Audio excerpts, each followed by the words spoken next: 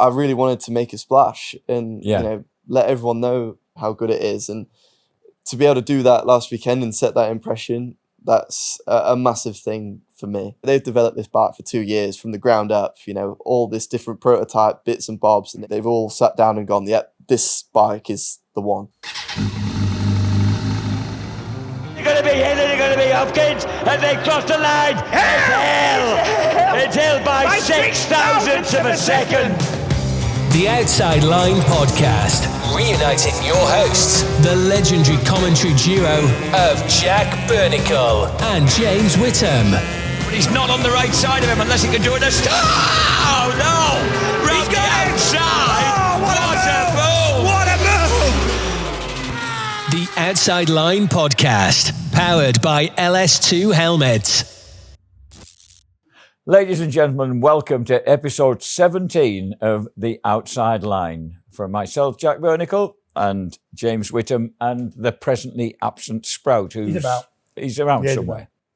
And thanks to a new sponsor, LS2 Helmets, have very kindly joined us and have actually committed to the whole season, which is great. That means we're going to last the year out, James. Yeah, good kit. They've got a big presence in BSB. My contact's a guy called Paul Haskins, great bloke. Known him for a long time.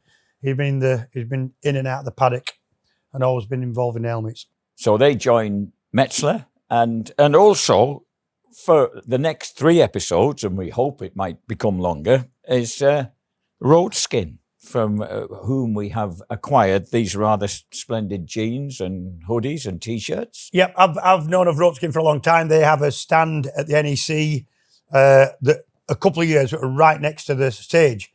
So I got to know the guys pretty well. And I've worn quite a lot of their stuff simply because if you're going out on something that's a bit retro and a bit cool looking, open face helmet, pair of shades like that Kawasaki.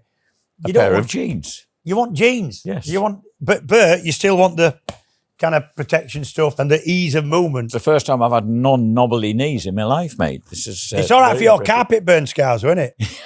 You know. Listen. Don't get the mental picture. Listen, son. I'm going to talk right now about the Spencer jeans you are currently wearing. Experience the new standard in men's motorcycle jeans, the Roadskin Spencer. Here demonstrated and modelled by Mr. James Whittam, named after the legendary 3-time world champion, Fast Freddie Spencer. These are AAA rated premium single layer motorcycle jeans that represent the height of protective riding gear. Roadskin is a family-run company that sells CE-approved, award-winning classic bike gear that is comfortable enough to wear throughout the day, but engineered to protect your skin. Yep. Well, I was just saying, if you're going out on something a bit retro like that, you don't want to be spending 20 minutes getting kitted up in your full race levers and all the rest of it. So, for me, I use these quite a lot in summer. They certainly feel substantial and comfortable. Yep. Very comfortable. Yep. James, British Superbikes had their first weekend of testing at Donington. Yeah. Just that weekend just gone. I was down there on Thursday for the media day. And what the media day is, it's not for, interviews with the outside media. This is for us, for TV really. And what happens is, you're watching a BSB race and somebody slides off and or does something particularly interesting. A little head and shoulders comes on, or is a sort of a logo there. Next to the grids, it's all got a picture of. Well, that's where they get all of those, because obviously it has to be run every year because they're on most of them on different leathers, different sponsors, all the rest of it. So that's where they do all that. The TV people take their opportunity to get some pre-season interviews, and I was down there doing that. And interesting, really interesting. Couple of riders waiting for the bikes to come, mainly the Ducati riders. So no Glenn Irwin out on track testing and no Scott Redding. Everybody else was there. The returning Halloran, Vickers, and Redding. But Redding didn't go on track. And it was a little bit of a kind of not odd. That's wrong. That's disrespectful because I know this kid can go. But the fastest man out there, most of the sessions, Max Cook. On the Bimota. I've been telling him this is going to happen at some point. You were telling him. Believe me. You were telling him at the NEC last year. Yeah, and guess what? He's there, look. Go on, Max. Come on, lads. Well done, by the way. Thank you very much. Yeah. Yes, brilliant. Thank you. You take the big chair. Seat. Take the big seat. Max Cook, welcome, mate. Congratulations on that Donington Park result. Oh, incidentally, where have you? I thought you had to come up from Bristol, but you haven't. You've just come up from Derbyshire way. Yeah, so I live in Ashby now, which is like where Mackenzie lives, in the Midlands, and I moved in with my girlfriend's family about 6 years ago from COVID, actually, because we were in Spain at the time, and then we had to isolate yourself, away from everyone for a couple of weeks, and then I ended up just like staying there through lockdown and flicking to and from like home in Swindon and then up at Tilly's, and then ended up just kind of being there really. Yeah, ended up staying. I know I'm there. He was pining, wasn't he? Pining for his missus. Couldn't do without her. Had to move in COVID. That's the James Whittam view. From me, really well done. I've been telling you for quite a while what you're capable of, and you didn't. One of your really nice features as a person, if you don't mind me saying, is your modesty. Mm-hmm. And even when we're telling him that he's capable of stepping up and you can run with these blokes, he didn't really believe it. No. But he's starting to do now, which is good. I think last half of last season, you had some mega rides, all season actually, considering what you were on, and then starting this year really well. How was the test? Really windy? The test was just really windy, but going back to what you say, about believing yourself. You've been texting me over the weekend, and it's something I've really got to do. But once the whole package is there, I kind of tend to ride this whole crest of a wave, and to keep that going. The first time it happened to me was 10 years ago. I did the Aprilia Super Teams, on the RS 125 two-stroke. So I was kind of the last riders to come through that before they switched to four-stroke. And that year, I turned up at Brands Hatch, being there hoping for top 10, top 5 would be a miracle. And I ended up winning, all 3 races. And I was a novice, never ridden a big circuit before. And I managed to carry that all the way through the year. And the same happened, I rode for Gary Wilson in what is now the British Talent Cup. And same thing happened there. And then Binch, Stock 6. Stock 6 was 2022. And the same thing happened there. Once everything works for you. What are you saying for this year then? Well, I'm not giving anything away. I've just done one test. I've literally just had 2 days on the bike. But, if it's all going well, I tend to keep really focused and mind strong and so confident in my own ability. I never show it off because I know how quickly it can go the other way. But just in myself, I know everything is feeling right. And at the moment, it is. So I'm really happy. What's initially, I haven't done that much really. What's the Bimota like? It's just really stiff. I grew up on kind of GP bikes on the Moto3s. I spent a fair amount of years on a lightweight class Moto3s, and their GP chassis is really, really stiff, and you have to push them to get them to work. So if you're riding 3 seconds off the pace, they feel terrible. Yeah.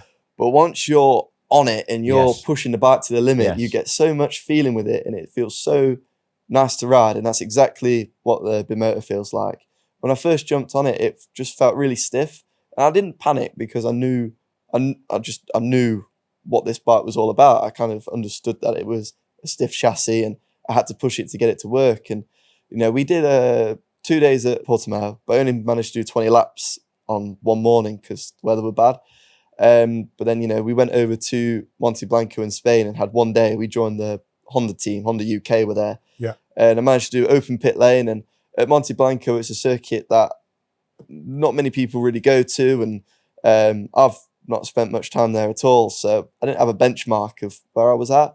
So when I come to Donington, everyone's asking, how is it? What do you think? And I was like, yeah, it feels really, really good, and I love it, but I've got no idea how it will perform against. So I was so nervous for like 3 weeks to get to Donington because, the timesheets don't lie, and you're stacked up with everyone else, and I know how a bike should feel around Donington. I've been in Superbike for 3 years, and I was so happy to pull in, and I just did my first run, and I didn't look at the times or anything, and like, oh yeah, you're sitting first at the minute.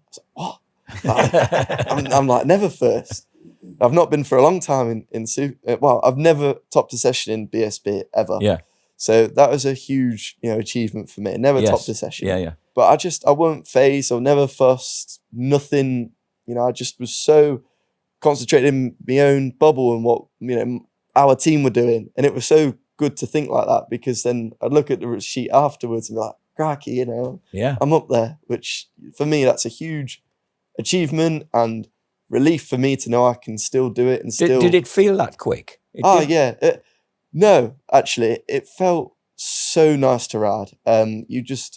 You got into a rhythm where you can just join your dots. And I did a race run on, I think it was session 2 on Saturday, and I did a 17-lap run, and I was just joining the dots, and it was just so lovely to ride. And I just had a smile on my face the whole time, which is extremely. If you can get racing like that, flipping.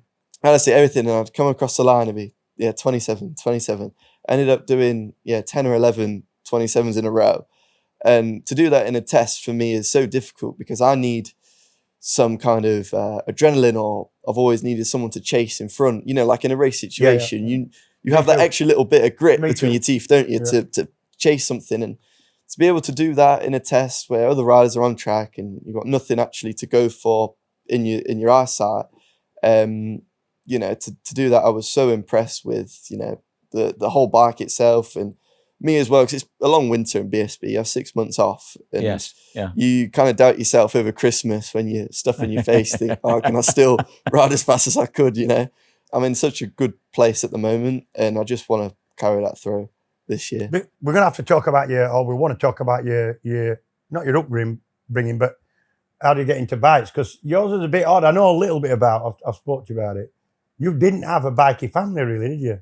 No, so I guess I'm perhaps one of the few guys that didn't, their family didn't race as such. My dad's always been into motorbikes, and, always he's had a bike on the road. And since growing up, his bike's been his pride and joy. He's got a Suzuki 600 K1, and he got it, pretty much new. And, he'd be washing it every weekend, he'd ride out, go on. And then he kind of dragged my family into it. My granddad's now got bikes, and growing up, we turned into more of a biker family, which is so nice, actually. But at that time, I started when I was 6 years old. My granddad was, my other granddad on my dad's side, he was European Rallycross champion back in the 80s and 90s. European? Rallycross. Okay. So he drove all around Belgium, and he did Lynn Hill, and I think the old Anglesey was at T-Cross. I think they used to T-Cross, yeah. What did he drive? Because that's a lot of the old Group B rally cars ended up finishing their careers off in. It was cool. He stuck with Fords at that time. Obviously, I don't want to say too much because I don't know enough about it, and obviously everyone watching at home is going to know about these cars. So I really don't want to. What was his name? Michael Wood. And he could drive pretty fast, and he had a good job in engineering afterwards, and he taught my dad a lot of stuff, and it was cool, actually. He's no longer with us, but he was the one who got me into bikes, because he was a little bit nuts in the family. And for my second birthday, he got me a mini moto, just one off like the internet, I guess. It wasn't anything fancy, but it was more of a joke, I think, to my parents to think, oh my God, you think it's a good idea to get our toddler a motorbike? And then it sat in the garage, and then I always wanted to get on the pillion of on the back seat of my dad, and he always says, once you're tall enough, we'll get you out. And I had a growth spurt when I was about 6. I could finally reach the foot pegs, so he took me out. We got like like a cable strapped to link us two together, and I had handles on the side of my dad, and I had a helmet that were too big for me. And my dad used to just go around everywhere in Swindon. Yeah, he was in the Air Cadets. There's a few air bases around Swindon. And we just pulled into one where he had Air Cadets, and we could hear go-karts going around. So we just pulled in to use a cafe or whatever. And we seen a whole shop floor full of those mini motos, which is what I had in the garage the entire time. It was only 20 minutes up the road. Yeah. And there was a kids club every Sunday. So my dad thought, right, let's do that. So every Sunday we went, and that was how it all snowballed into into this. Were you fast straight away? Were you one of them people who just picked you up and or not? No, not at all. I wasn't fast straight away. It probably took me until I was about 8 or 9 where I actually started to win races. But at that point, we started buying our own bikes and your own leathers. And then I remember me and my dad went up to Leicester to get my first proper mini motor, and it was a Polini engine, air-cooled thing. I didn't really run them anymore, but quite a classic bike. For anyone that knows, they'll know. And it was £400 at the time. And I remember my dad telling my mum that we're spending £400 on my hobby. And we're like, what? That is nuts. It can't be, what? That's crazy. And then anyway, we entered racing, and then it starts getting expensive really, really quick. And then at that point, my dad was kind of all in. We'd go riding at least once a week, rain or shine. We'd be going to our local track. We got the indoor karting, M4 karting and Swindon karting. But we used to go outdoors to Kincham, which is where Chas Davis grew up. Michael Abbott is like pad. So we used to ride there every Sunday. It's about a 2-hour drive, and sometimes it would be wet and I wouldn't want to go out. My dad would be like, no, we've not come all this way for you to, mess about your mates. You're here to ride. And, at that point where, I used to get pushed quite a bit. And I think without my dad pushing me, I perhaps would have never have gotten good. I perhaps would have just been happy to just ride my motorbike. Right. And then at a young age, I was perhaps 9 or 10, and Charlie Nesbitt, obviously from Swindon, he was the boy really, growing up, it was my inspiration to be like Charlie. This is where the little bit of rivalry rivalry comes from between you two then? Yeah, of course. And it stems all the way from back there. Yeah. And so Spud's 2 years older than me, and, I really look up to him. And as a kid, I'd aspire to be, like Spud. And, we got like really close friends, and same with my dad and his dad, Paul. And he kind of taught us everything there is to know about the grassroots level and growing up into the BSB paddock. So, yeah, without those guys, they certainly helped us so much and kind of cleared a path almost. Yes. To follow in his footsteps. Yeah. So it was really nice, actually. I remember the first time I was sent. Not really heard that much of you, really. I know you'd come through the super teams and all that, but I was sent with it might even have been Dazzler, sent with a camera person at Donington, and you were winning every single weekend on stock 6. And Eurosport, as was then, were taking a little bit of an interest in stock 6. You were coming through, sent down to do an interview, and you were sat on the back of doors open, on the back of your own caddy pickup. I think you were 17, and you were sat on the back of a caddy van, and I went to talk to you. You were a little bit nervous, and I said, what do you do for a job? And you just said, I'm a delivery driver, the fastest in Swindon. When you said it, so even then it was a competition. Always, yeah. But always. When you arrived, you said your competition is always, life is a race, and that you've always got to beat your sat nav. Whatever your sat nav time is, you have to beat it. And you didn't have a terribly good trip from Ashby to here. I got caught on the Huddersfield flipping melee. Yes. Some of the worst drivers in Europe. We're very proud of that fact. What, Huddersfielders? Yeah. All right. Yeah. Okay. I could tell. Yeah, on the way, yeah. Listen, mate, I'm intrigued about how who were the people who were beating you back in these, when you were in these British Junior Pit Bike Championships and stuff, when you were like 12, 13?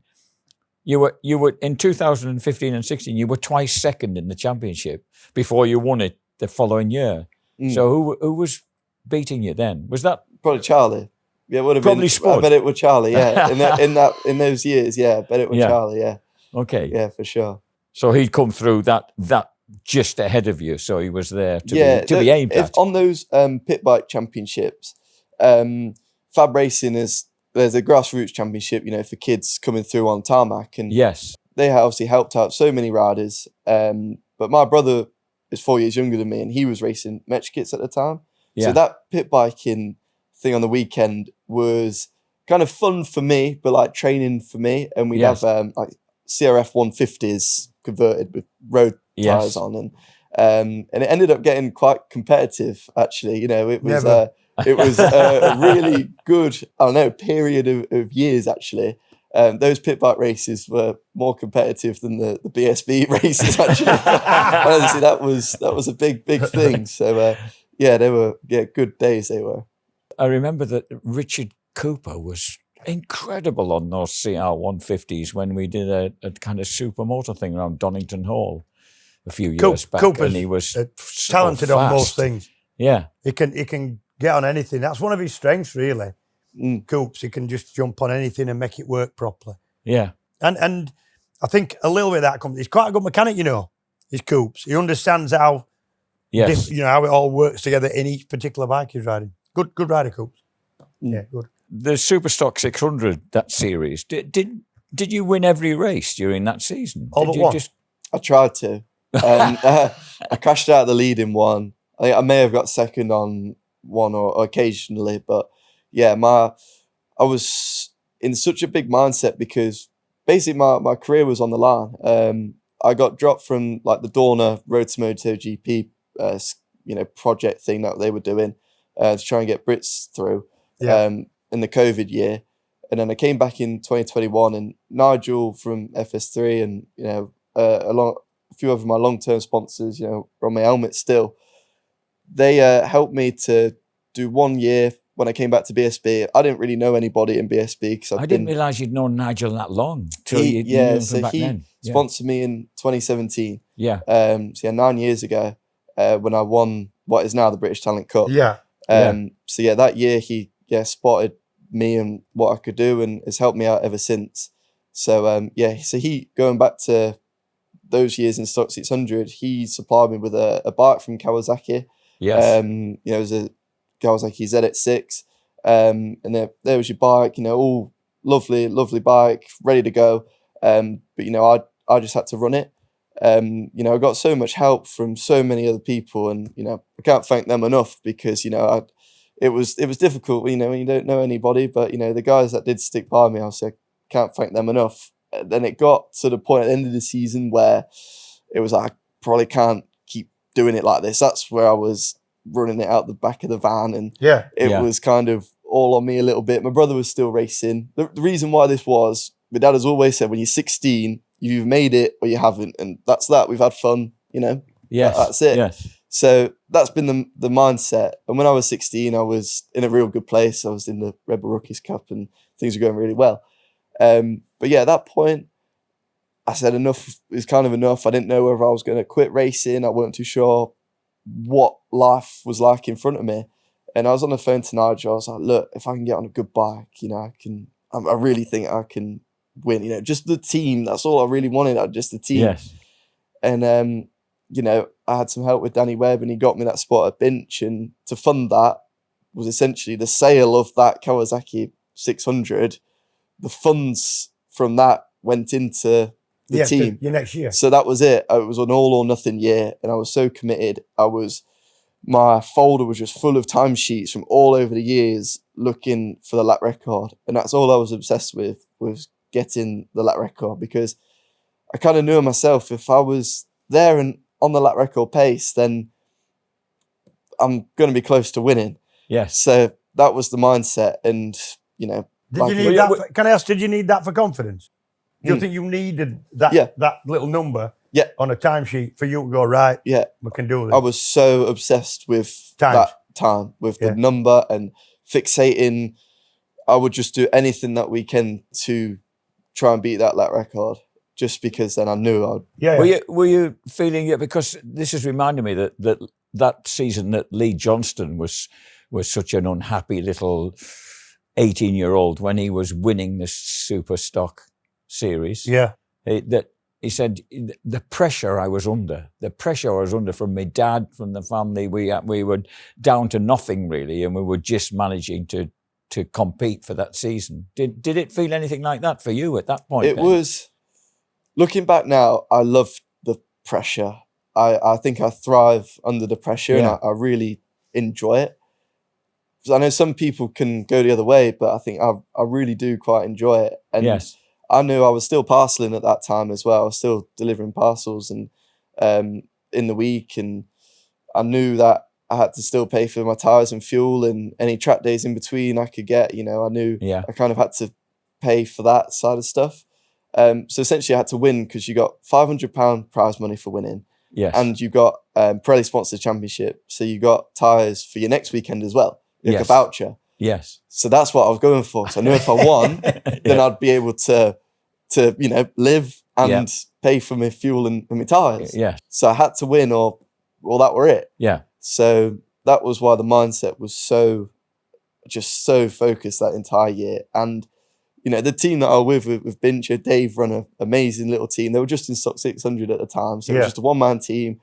It was all on me. And to look back on, it was such a fun year, actually. I really, really enjoyed it. You stepped out of it to do the Supersport finale at Brands Hatch. You did a couple of Supersport races at the end. Yes. In fact, got in the top 10 in the final race. That was something that was on the cards for quite a while, actually. I'm always quite ambitious, like a little bit of a dream. I know throughout that year I was like, oh, Dave, we'll do World Supersport at Donington, or I'm going, I think we should do a Spanish round. We'll just go to Spain and we'll do it. And I'll like look at the rules and I'll be sending it to him all year thinking about what more we could do. Yes. But yeah, that Supersport thing, Supersport event at Brands Hatch was great because David spoken to me about it during the year and I knew that I had to, win the title or to even think about entering the last round of Supersport because I didn't want to do both. I didn't want to try and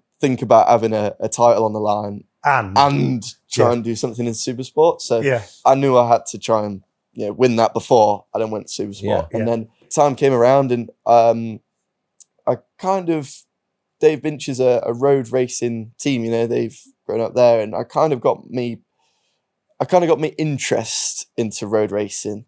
I started watching the TT quite a bit. Started watching the Northwest, and they invited me over to the TT. And anyway, the first time I rode a Supersport was at Darley Moor to try and ease my way into it. Yeah, and I didn't like it. I hate every minute of Darley Moor. It scared the life out of me.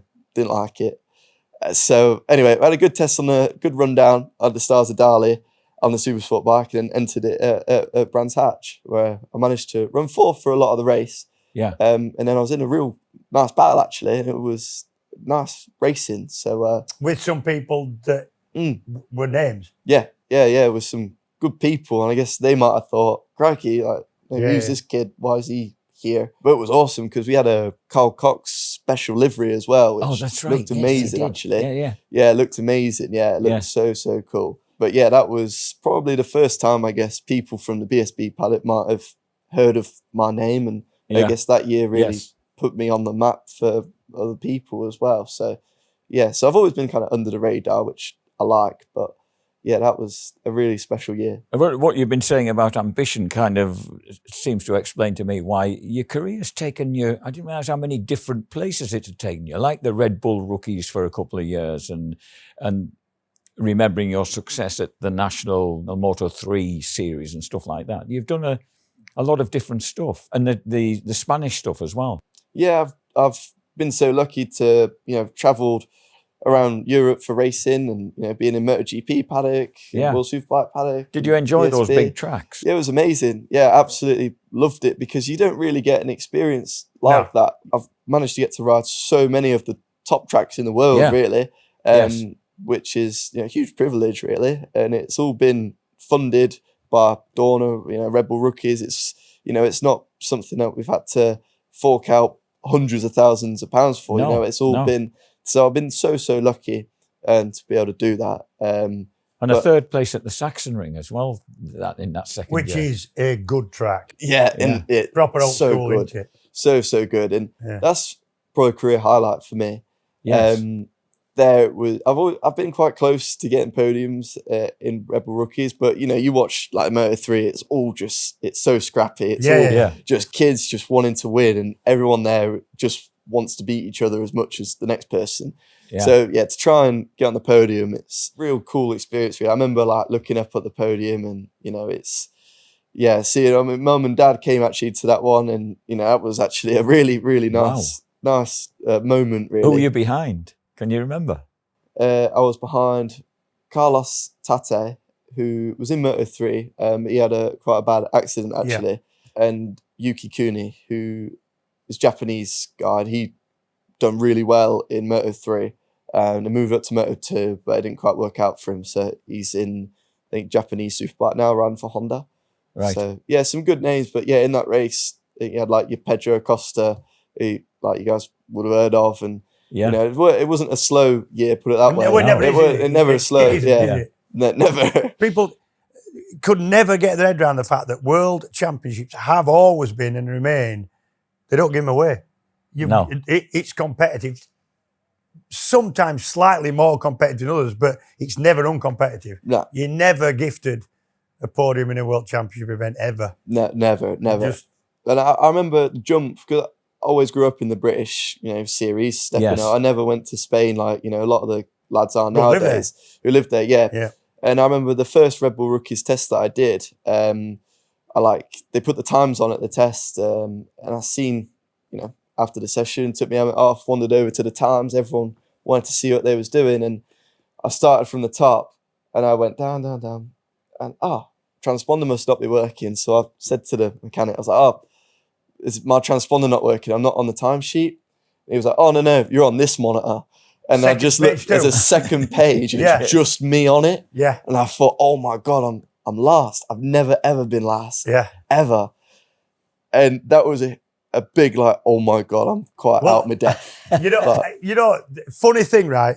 When even towards the end of my career in World Supersport, sometimes I struggled to qualify a little bit, generally raced all right. You'd have one screen in your garage, but you could press, channel 1 was 1 to 20th. Yeah. And channel 2 was whoever were left outside, maybe 28, some out of 8 on the 7. And I remember coming back, the first time I heard this, I come in, I'm looking at it, we're struggling, I know I'm struggling. Looks, goes all the way to the bottom, and the mechanic says, you're on BBC 2. That's how I put it. BBC 2, you press, so 26. How did you feel about being the sole name on BBC 2 then? Did you was it completely demoralising, or did you think, I've got to get better? It was so hard because I've just come from the year before, like winning like a load of races at British Championship. Yeah. And then, to think you kind of come in with, I don't know, not a little bit of swagger, but a little bit of confidence. And you think you're going to be all right.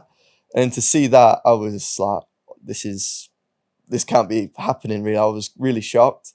And I managed to really put it right in the next session. And that levels you up, because that's, I guess, the standard of, I don't know, a national compared to the world. It's the best riders from every national championship in the world in one flipping race. And what people don't understand is the gaps are always small. Mm-hmm. The gaps are so small. So you're learning your trade, you're learning a new track, and you don't have to improve that much in terms of time to make a big difference.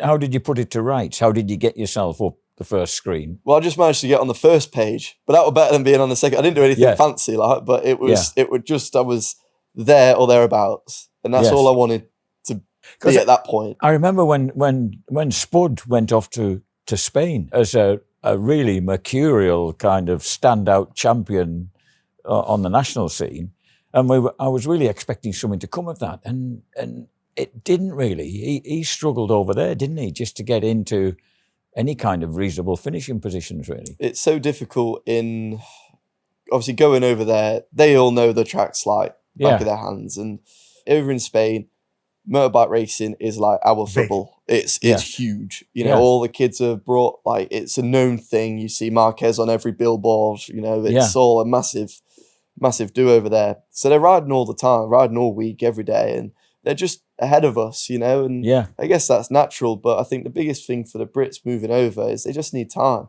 Yeah. And I think that's something, I know I didn't get enough time. I feel like my time maybe got cut short, but I think every British rider perhaps who's moved up to Worlds and has come back after a year or two. Yes. If they had 3 or 4, then it might work. It will work. It probably would work. I agree with you. 100%. So no, at that level, you can't just have 1 year. It's not enough. No. Yes. I feel sorry for Ryan Vickers a little bit because Ryan didn't do that much wrong. No, nothing. He did really, really well. Yeah. Really well. And say for like Rory and Moto2, he would have got, so much better each year. I agree. Yes. I agree. It's just such a shame, why we don't get given a bit longer. I think that it works, like Jake got given, a good amount of time and it worked for Jake, that's the proof there. You just need a bit of time and, it really works. So speaking of can you see yourself getting back into there's a little bit of a disconnect now. It used to be your national championships, your competitive ones. So BSB, Japanese National Championship, AMA or Motor America now, but the American Championship, sometimes Australian. It used to be that's where World Superbike and World Supersport were looking for their next crop of people. It was a national Superbike riders and Supersport riders. Yes. And it isn't now. It's a little bit harder, I think, because you look at who's performing in World Superbike and World Supersport now, and they're generally people who are dropping back out the MotoGP paddock. So where do you think you can be? It's so difficult now, I think, to make the leap up. And I would absolutely love to go to World Superbikes at one point, especially with, a factory team. I think if it's with perhaps a private team and you have to bring money, I think it's a little bit more risk. But if the opportunity is there, I would absolutely love just to give it a go. Just to know that I've done it. I've had a go, and I know I've done it. And I absolutely love BSB, and I look forward to riding every weekend. But it's the 10-year-old me wanting to go to Worlds. That's all I want to do it for, and I just really want to prove myself at the world level too. And that's, if I can get there, amazing. But having that opportunity will be so difficult now, because like you said, a lot of riders' careers now are going on for longer. With, I don't know, airbag safety, I think all that. Run off and circuits are safe, I think. Perhaps a little bit less money or something back in your day, I guess, in comparison. But I think people want to continue their career, and it'll sprout. Hello, Sprouty. Nice of you to call back, mate. You little man. Come on then. Oh, he wants to guess. Oh. Yeah, good lad. There he is. You're just checking out that. Yeah, see. Checking out Andy Guest. I was just reminding myself of which you did the CEV Moto3 Junior stuff in Spain in 2019 and 20. And your best result, a 5th place at one of our favourite tracks from our World Superbike days, Motorland Aragon. Yeah. Aragon. That was Aragon. What a track. What a Brilliant. track that is. It's good, yeah. Brilliant. I love that track. What was that like? It was really hot, though, because we went in July. Yes. And going at the end of the back straight, when you pop your head up to brake, it felt Still like hot. when you open the door of an oven and the wind comes out. It was so hot. It was horrible. And when you say hot, what you mean is bloody awful. It's awful. I remember, you got them places that are really hot. You got your vented lever. You think, right, and at least you can look forward to sticking it up at 150 mile an hour and getting a bit. And the real hot country, especially human ones, you get that. It's like standing in front of an heater. It's awful. Yeah, honestly, it was so hot. But that was that was my best result, and I did that quite late on in the season, and things were looking really good at that point. I was riding for the junior talent team, so it's kind of it's a Dorna thing where they bring like the Asian talent guys over, and also they set up the British talent team. So I was the sole British guy on the team, and I was doing really well at that point. So I thought, things are going good. So that was a big achievement actually, because at that point, a 5th place I think was equal to the best a British I'd ever done. guy I'd ever done. Yeah, at that point. So that was a big achievement there for me, because that class is insane. Like the level in there is huge. I think there was like 40, 45 on the grid. And I think every single person that you see now in Moto3 or Moto2 has come through that championship. That system, So it's something that isn't broadcasted too much over here, and you don't really talk about it much over here. But it's just a mini MotoGP. I know it is called Junior GP. Yes. But it is when you go there. There's all the Arctic lorries lined up. It's like a proper, MotoGP, but for kids. It's Bloody pretty cool. That sounds unnerving to go over as a kid from this little island and think. You've got to either piss or get off the pot, Jack. Is the phrase, isn't it? Yes. No point wanting to do something and then getting a chance and cocking out, is there? Mick Grant told me that years ago. Did he? Yeah. He said road racing's about you can't be in it because it's a pastime. You're either in it and you're gonna have a go or you're not. You can't be sort of. Was that how it was for you? Yeah. You got to be. You can't. At that level, you're not playing here. Gosh, you must be on top confidence-wise, Max, right now with Alton Park. Do you like Alton Park? Is that a good one to look forward to? Big time, yeah. I really enjoy Alton Park. Great memories there for me. It's a totally different story on a superbike because it takes a lot to get going. I can't imagine. I never had more than about 160 horse around there, and it was enough then. It's hard, yeah. It's really hard work. But yeah, I remember it was probably like my second visit there on the superbike, and I did a lap behind Christian, and he was on the MotoGP Ducati at the time, and I was just following him in a practice session, and he was just committed everywhere. So I just kind of followed where he was going, and my lap felt nothing special. The bike felt really planted, and it wasn't shaking or anything. Yeah. It felt really smooth, and it was like my best lap time by like a second and a half. I was like, no way. So that's where it clicked for me there. And after that, when you commit over Clay Hill and hold it, flat out, and you don't roll out of it, it just goes up a lot nicer. And when you're just committed everywhere and the bike's working for you properly, it's a lot smoother. And that's quite difficult to get your head around, especially when you've not been there for a long time. It feels like a bit of a roller coaster, and you just have to get in your head in a rhythm, really in a I don't know. It's kind of hard to explain, but it's different to Cadwell. It's not as itchy and scratchy as Cadwell. It's a lot faster and a lot flowing, and you just have to have the momentum behind you to keep it going. But once you figure it out, I think, we'll be there. This is obviously something you experience a lot at Thruxton, judging by your results of the last 3 seasons, because you've just been right up there every time. Yeah, I love Thruxton so much. It's a strange event because it's totally different to anywhere else that we go. There's no circuit in the world like that now. No, nothing. Just the old airfield now. No, nothing. And no one can ride there. There's no track days there. It's just that one weekend a year for motorbikes, and that's it. And, I think it suits my style because, you can edge of the tyre and really smooth on the gas. And my tyre seems to last the whole race. I think that kind of track where you're giving it the gas and the rears slide in 5th and 6th gear, and you think, oh, this is cool. This edge of the tyre stuff, where did that come from in your development, Max? Where, did that happen early on, or do you know what, you've hardly done half-mile dirt tracking with Kenny Roberts, for goodness sake, so where did it come from? Yeah, I've got no idea where that came from, to be honest. But I absolutely love Thruxton. Such a fast circuit, so abrasive, you have to manage your tyre really well.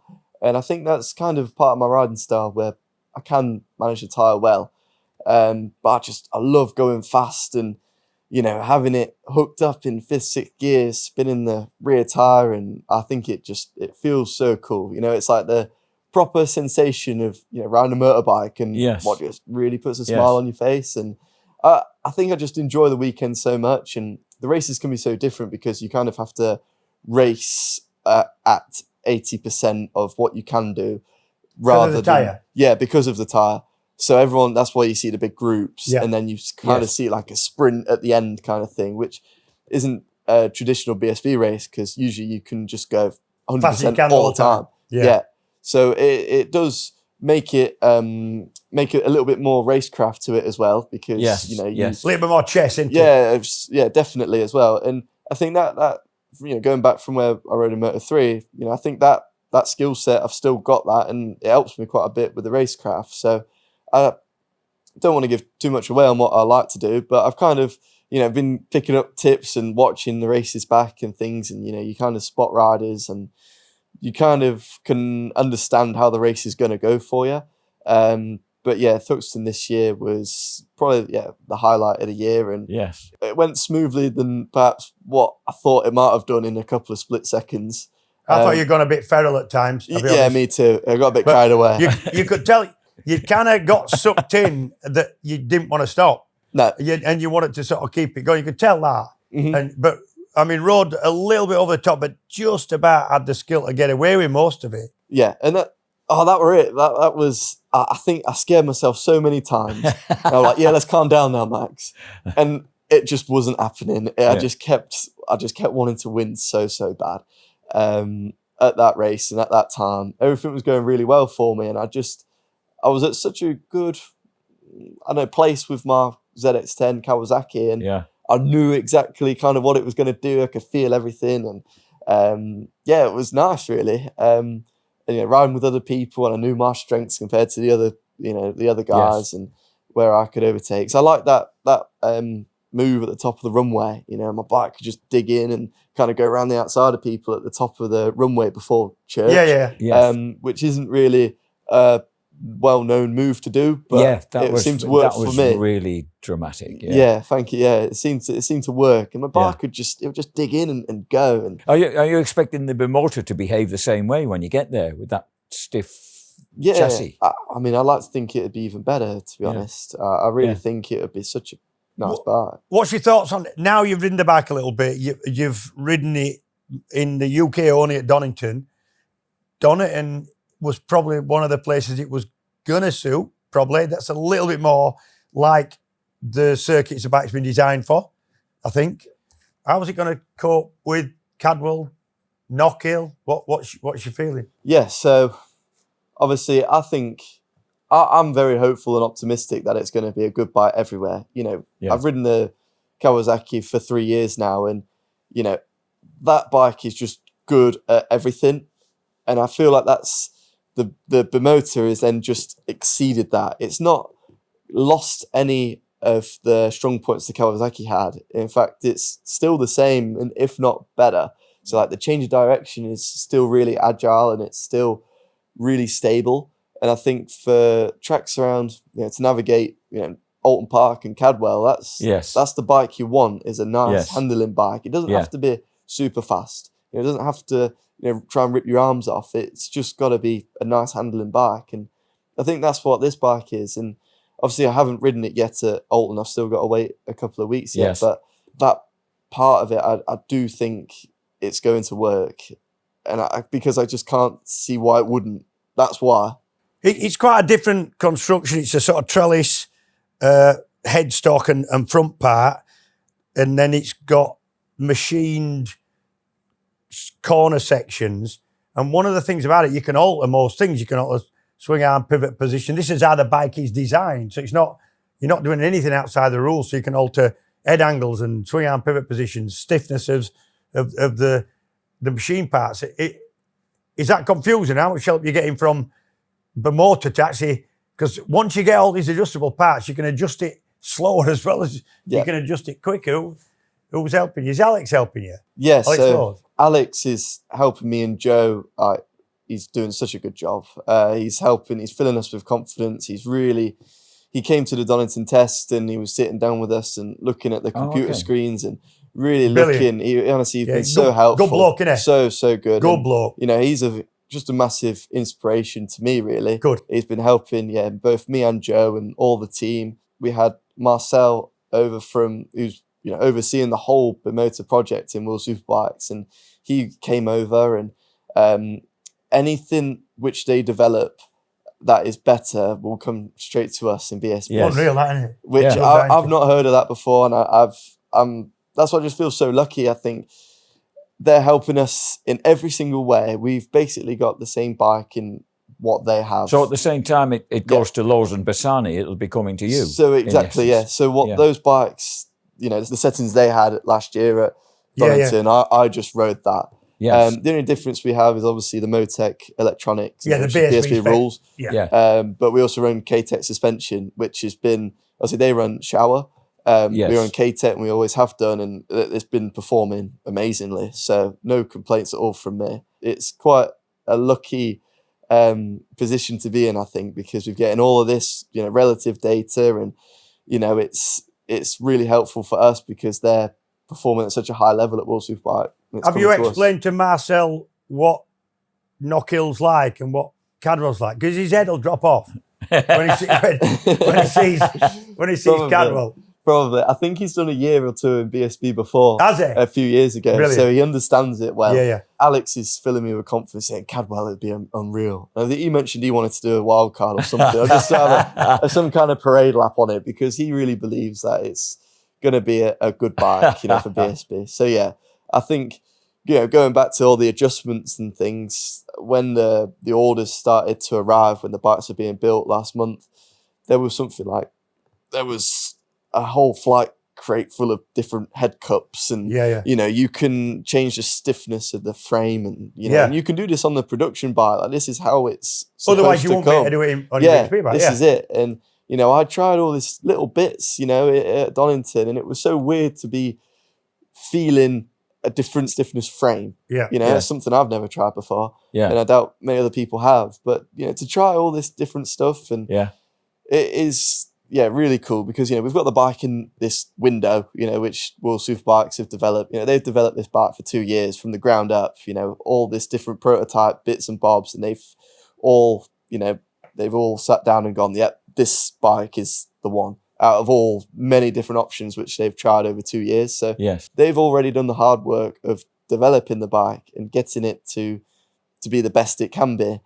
So now it's down to, you know, me and Joe to be delivering results on it, because it's you got a young teammate. People don't know Joe Talbot, come out of stock Thou last year, from the front of that for a couple of years. Is he younger than you at the same age? Yeah, younger. I think it was same age or a few months in it. Yeah. How are you getting on with him? Really well. Yeah, he's really, really good. I like Joe a lot. Our careers have never crossed paths before, so this is kind of at the same time. You are one of them. You and Vickers are probably the only guys who's ever gone direct from stock 6 as champions into Superbike. Which is a big jump. Yeah, that's it. And you know, he's obviously been always at the sharp end of whichever championship he's ever ridden in. So you know, we know he's super fast, and you know, last year in Supersport he did a really good job. So yeah, I think we're in the same page of what we want out of bike racing as well, which is quite cool, because you know, we both really want to try and win, and we're both two younger lads who just want to do anything to win, and we're just both all in. I think what you said about you're either all in or you're not. There's kind of there's no grey area.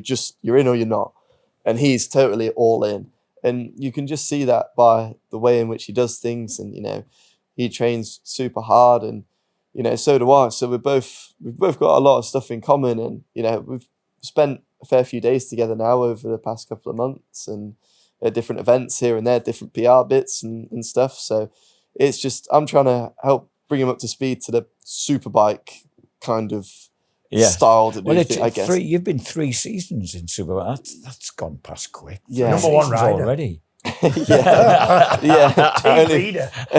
Only from experience though. But I know I guess it's my 4th year now going into it, so I need to start delivering some results. You know, I'm not the rookie anymore, and I think that's a big change of mindset as well. I've swapped sides of the garage now, and you know, I'm working with Ian Presswood, and you know, all the staff are the same, but I've just swapped sides of the garage. Yes, you know, it's kind of like a different, I don't know, mindset kind of shift. Have you ever glanced across the garage and thought, oh, I'd like to work with him sometime in the future if I got the chance? It's all good. Like, I mean, I've known the team for so long, and I've been there it's my 4th year, and the team's been really consistent throughout. And you know, I guess I'm almost part of the furniture now. I go to the Also, Ian Presswood, it goes back to my day almost. He's always been top notch, crew chief.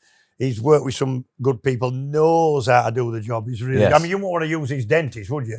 No, absolutely not. But really good bloke, and really knows how to get the best out of people. Clever lad. Yeah, really, really clever. He's impressed me so much, and he worked with Alex Lowe's about 10 years ago. So he won when Alex won championship. Yep. Yes. Ian was his crew chief then in 2013. So I'm really hoping to pull this together as like a full circle thing.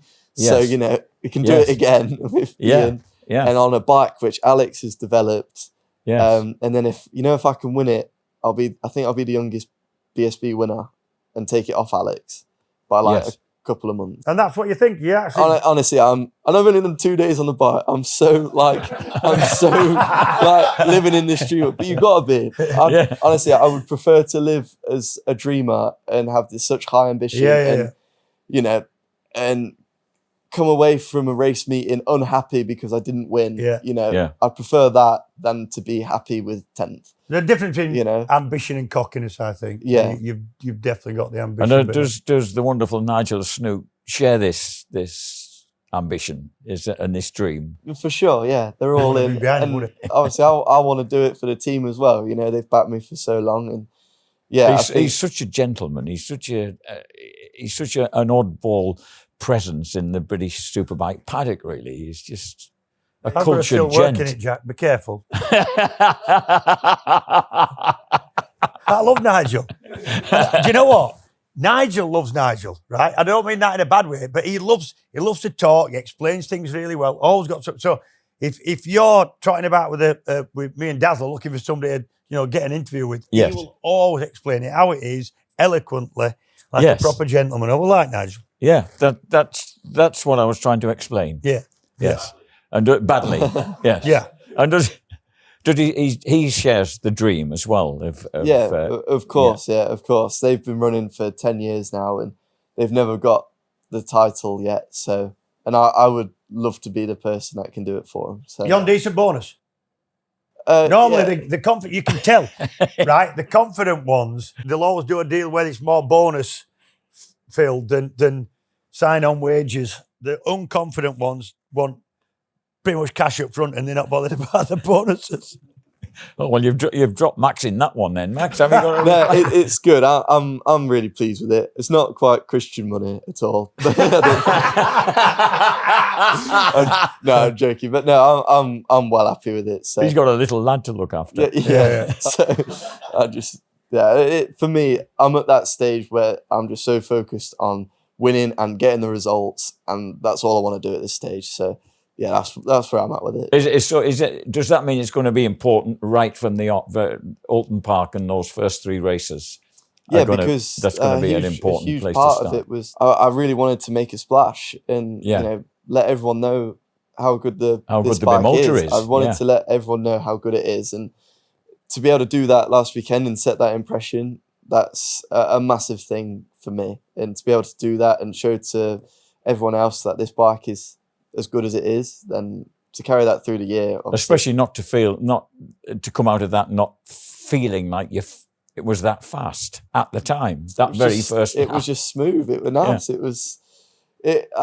As I said, I love riding the bike. It's never unhappy. You know, I'll be really I'll trail braking really hard, and the bike will just take it. It's not bouncing on the front or anything. I can get on the gas a little bit hard. It doesn't throw you out the seat or anything.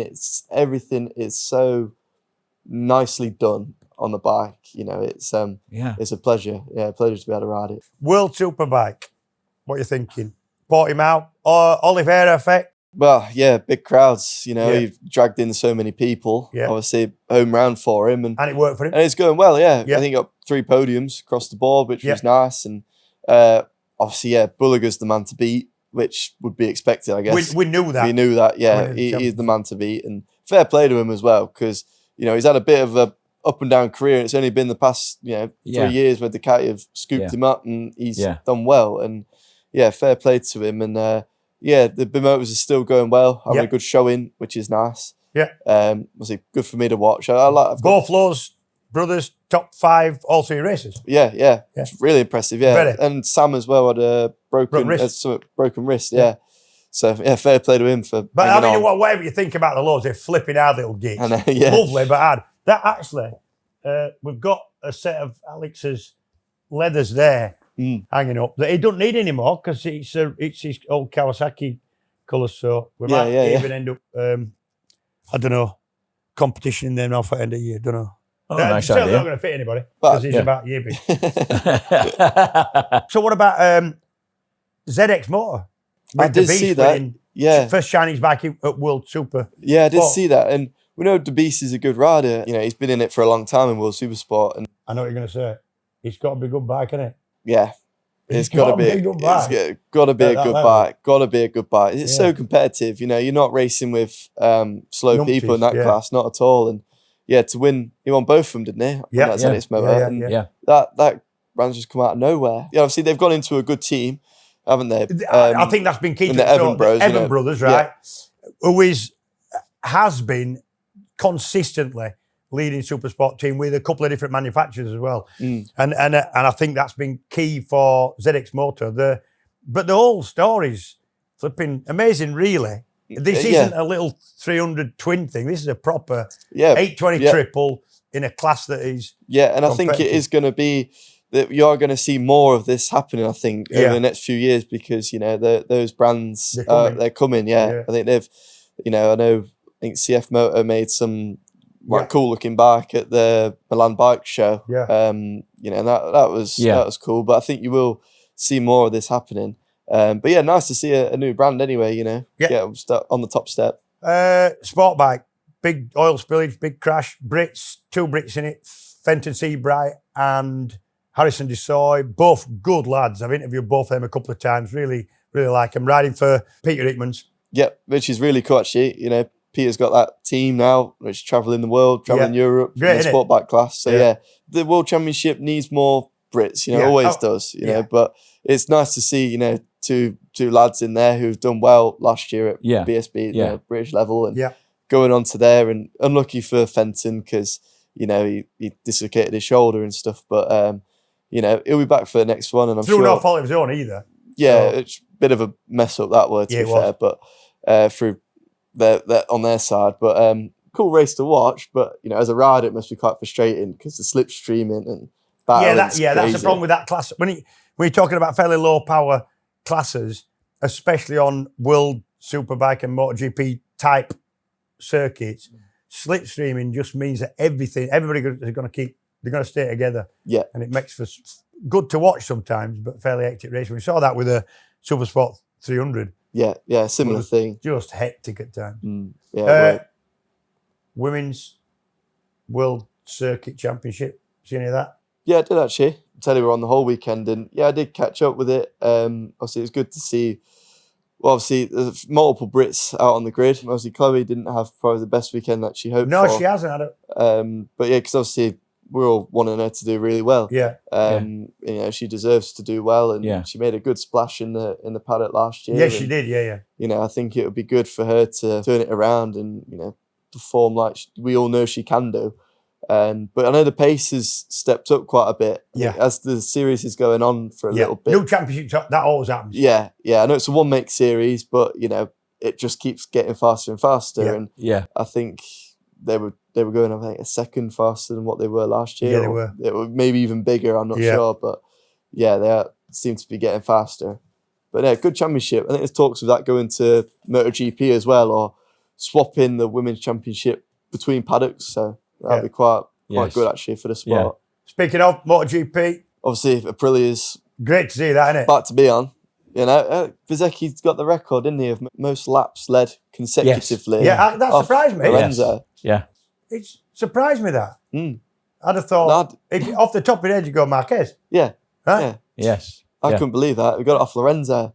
Yes. And I thought, crikey, fair play to him, because, you know, that level is super high. But I think the dark horse in all this is Pedro. So if you look, he's the only one getting the KTM on podiums.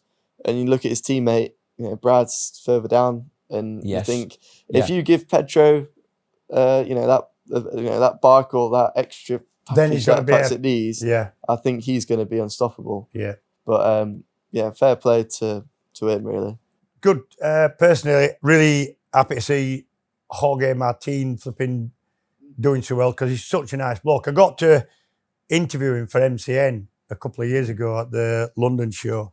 What a flipping good bloke. Yeah. Spoke mega English, knew who everybody was. He just a nice, interesting, but also interested in other things. You know, not just. It was really good. No, he's good. I know. I've known of. I don't know him personally, but I've known of Martin when he was riding in Moto3, and you know, I've always been a fan of him. And I watched a documentary about him. I think it was the end of last year where he's been through the mill quite a bit. Practice crash. Yeah, practice crash, and he fell off his bicycle and stuff, and it was like a never-ending, like one injury after the next and missing out. And he's been through it so much with the Aprilia move and trying to get out of it midway through last year, which was so bizarre. Yeah, and then winning the sprint race. So I do feel really happy for him actually because he deserves it. Yeah, you know, being champion like 0 big time. Yeah, and then getting back up on his feet and winning again. That's really cool actually. celebration wheelie that went wrong for Jorge Martin. That was quite an... You see it? I did see it, yeah. Everyone's seen it. And? What do you think? I feel bad for him. I feel so bad. I feel so bad for that point. Because it wasn't his fault. Like, I've kind of done it before where you get, the front wheel stops spinning and you just get a little bit of like a plane landing. Like, and it takes a bit of time. And it scares the life out of you. So then he's just won the race, come back from all this emotion, lets it out, pulls a massive wheelie all the way down this 1 kilometre straight. I feel so bad for him. It was a really odd one because it went up a bit. I mean, I've never ridden one of them things, but it went up a bit crossed up. Long wheelie, front wheel slowed down a lot. Yeah. Tyre cooled off a little bit. But when it landed, it was actually not even straight. I think he'd have got away with that if the bike had been absolutely straight. And like I said, I've never ridden one of them things. It might be impossible to do that, but it was flipping embarrassing. Because what can you do really at that point? Take a bow. But then I think those bikes have got so much like anti-wheelie control. They're just totally flat out and just open it old there. Yeah. And he probably didn't expect it to go on for that long, I guess. But it's just, like you say, it was just a little bit crossed up, and maybe if the brakes had a little bit of stick on them. Yeah, maybe. You just and then don't the know. tyres cooled off a little bit. But you feel so bad. Yeah. You just want the ground to swallow you up at that point. And then it's like your victory doesn't even count anymore because everyone just wants to talk to you about that. Correct. Yeah. Isn't it? So it's like, that's so harsh. Yeah. Honestly, it's really harsh. But, he shouldn't have done the wheelie then, I guess. And he's got the whole of the rest of the season to look forward to from a pretty strong position. Yeah. Has that ever happened to you? Have you ever lost control of a wheelie you thought was perfectly sound? You know I have. This is you getting your own back for bringing the flipping. I don't. Where do I know it from? I've never asked you about this before. Absolutely destroyed a motorbike and myself. At a non-competitive hill climb at Goodwood Festival of Speed, didn't I? When you declined to come and commentate with me because you had this important appointment at Goodwood. Yeah. And then the next thing we hear is we get this bleating, blooming text from you. At Goodwood. Yeah. Because it's not competitive. And got under the big inflatable banner. And didn't realise, because it's the first time I've been up the hill, that the holding area at the top where everybody assembles after their run before they shepherd them back to the paddock, there's quite a sharp sort of turn. And bear this in mind, should you ever go. Have you ever been to Goodwood? No, not yet. Well, just bear this in mind for when you're invited. So I hit a stone gate post on the back wheel at about 120 mile an hour and flipping destroyed the motorbike. Looked like front end out of it. Oh my God. But you told the wonderfully entertaining story about those faces, those famous faces. Yeah, landed in the holding area at the top, but with a tooth missing, some ribs broken, and a broken nose. And I've never been as embarrassed. Kept my eyes down, laying on the floor, and I kept my eyes down thinking, you wanker. How did you manage that? When was this? Don't know about. Oh, quite a few years ago, when we were still working together, or not working together in that case. But the people that were looking at you. Oh yeah, the people who'd already done their runs. Giacomo Agostini, Kevin Schwantz, Wayne Gardner, Mick Grant, all them sort of people. What, staring down at you, thinking, yeah. Hey, are you all right, son? Some were saying, are you all right? Giacomo Agostini was looking at me like I was just dirt. How did this wanker manage? How did this English wanker manage this? How much did it cost you to have the Triumph repaired? I felt that bad. It belonged to a motorcycle museum.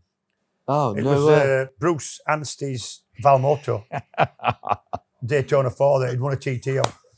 So I rebuilt it as authentically and faithfully as I could with the help of Jack Valentine. And to a cost of? That'd be 7 or 8 grand. Oh, that wasn't as much as I expected. Engine was all right. The frame were out. That was your Henry Cole face then. Mm. What a hero there. What a way to do it there. You're going out. Just there, yeah. You're impressed what with a way, yeah. If you're going to do it, just do it in front of all them legends. Bring the stretcher. little bit of blood. So, Matt, our special guest, our first special guest, I believe you've got a bit of a question in your pocket for our guest, Max. Yeah, just want to speak to Max. I know on the last couple of podcasts, the guys have got a couple of good questions. The main one's what was your dream grid be? Now, the last couple of guys have been asked to be more senior statesmen. We'll say that, shall we? But I just want to know, as obviously Max, new generation, younger generation, who were your heroes sort of going up on the track? And I said, if you could pick your front six, who would it be? Good question. Yeah, very good. Yeah. I guess, yeah, for me, I grew up watching the telly in like the Rossi, Gibernau, Lorenzo kind of era, Pedrosa, Stoner. Like those guys for me were like the poster on the bedroom wall. Yes. They were the ones, Nicky Hayden. So any guys from that era on those bikes as well, I think, in my opinion, those are the best MotoGP bikes. Yeah. But for everything, the sound, the look of them as well. Yes. I love everything about that. So that'd be like my dream front grid. Yeah. So like, Stoner, Colin Edwards, Rossi, Lorenzo, Gibernau, Pedrosa. Who else we got in there? That's good. Obviously, Nicky Hayden, if I mentioned him already. Yeah. That'd be about it. Yeah, front two rows. Yeah. And I'd want to ride one of them. Yeah, which would you choose? I think the Ducati were pretty good at the time. I know you were brilliant. I think the Stoner made it look probably better than what it was. The Yamaha really were, but to be on, Rossi, Lorenzo, yeah. That race. Yeah. Yeah, that Yamaha was the one. Nuts, wasn't it? Yeah, Yeah, that was good.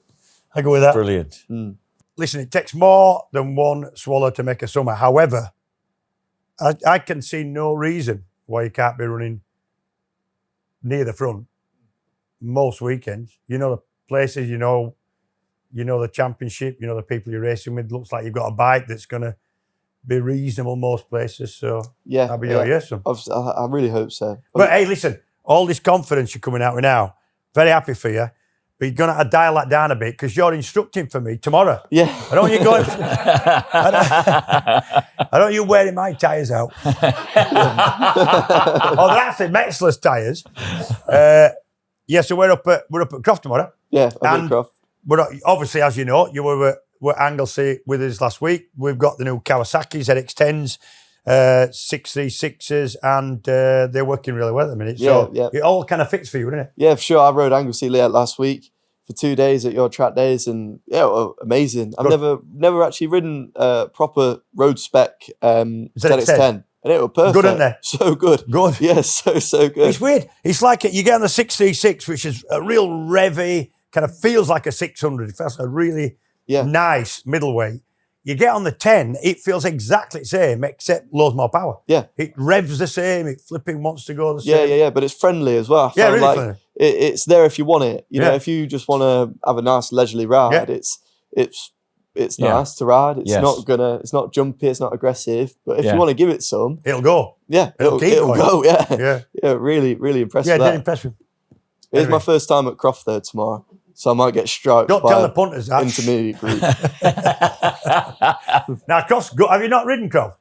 No. Do not think, because it's not on BSB calendar, it's some kind of Mickey Mouse place. It's fast. It's really fast. It's a kind of old airfield place. Not quite in the Thruxton mold, but it's quite similar, fast. It's the first road racing track I ever went to 60 years ago. I can't believe it. 60 years ago.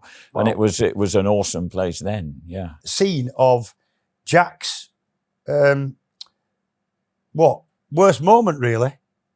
Not the commentary. Oh, no, you're not going to bring that up again. Right? You want to know what no, come He's on. He's a good mate, right? He's a good friend who I've worked for years.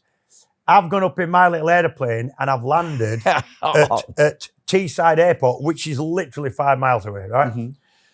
And I've got a backpack on. It's Sunday night. The assembled masses are leaving the circuit. And I'm looking for a lift. I'm just going to stop somebody on the gate to hoping they recognise me a bit, and I can get him to give me a lift back to when my little aeroplane's parked.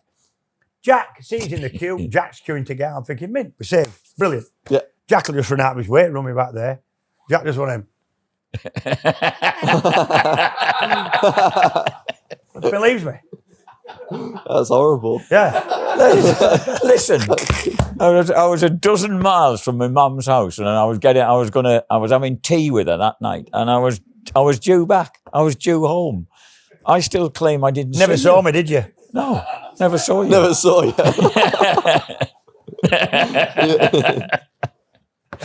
I'm sorry, but we've been through this once before, several episodes ago. I should let it go. I need to move on, Jack. You need to move on, James. You need to move on. No, I just think it's funny. Upset at the time, though, I've got to say. Yeah, I believe so. Yeah. Unfortunately, someone took Even pity. the bloke, two behind you, he stopped and said, well, your mate's just in front of me, Jack. That's what he said. I don't believe that. No, I made that up. Oh, good. Yeah. Listen, Max has got to get all the way back to Ashby-Dillon. And he's got to be on your track day tomorrow at Croft. Yeah. Which I hope you'll enjoy. I hope you enjoy Croft as much as I did. I honestly think, I've thought it for some time. I've told you enough. This isn't me being a super fan who's going to tell you you're going to win everything. It's not. I've been dead level-headed with you. I think, and I told you you're going to have to step up. You have done. And I think you might just have a nice little season. Yeah. Thank you. I think so. Yeah, thank you. I hope so. I told you nice blokes can do all right. Yep. No, you're right. Yeah. No, to keep it up. Good luck. Thanks, Matt. Yeah, thanks Have very a good much. one. Cheers. Thank you. Cheers. Thanks Thank you. Thank you.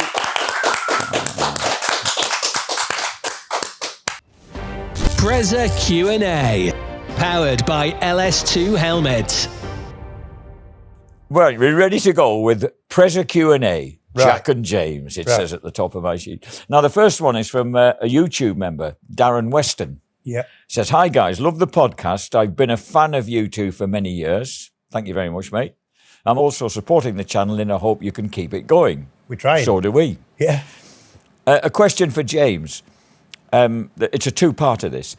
The question for James is, does he get an adrenaline buzz from flying as you get from bikes? I don't. Flying sometimes scares me. Like the first time I went to Huddersfield International, landed too long on 07 on the downhill and wondered if I was ever going to stop. But I've never got that buzz that bikes give you, just wondering if it's me or if James feels the same. Right, what's he called? He's called Darren Weston. Darren. Right, firstly, Darren, thanks for coming into Huddersfield International. You know the place, you know how quirky it is. You're dead right. If you're on 07, you've got to get it down early because it's flat on the grass and it drops away. So that's the classic mistake of landing here. So Right. not a problem. You could have gone round anyway. Yeah. Do I get the same? But yeah, it's not as intense as racing. Nothing ever is going to be. You're not usually flying wing to wing with somebody else. Yeah, but I would say it's definitely the same skill set, I think. Yeah.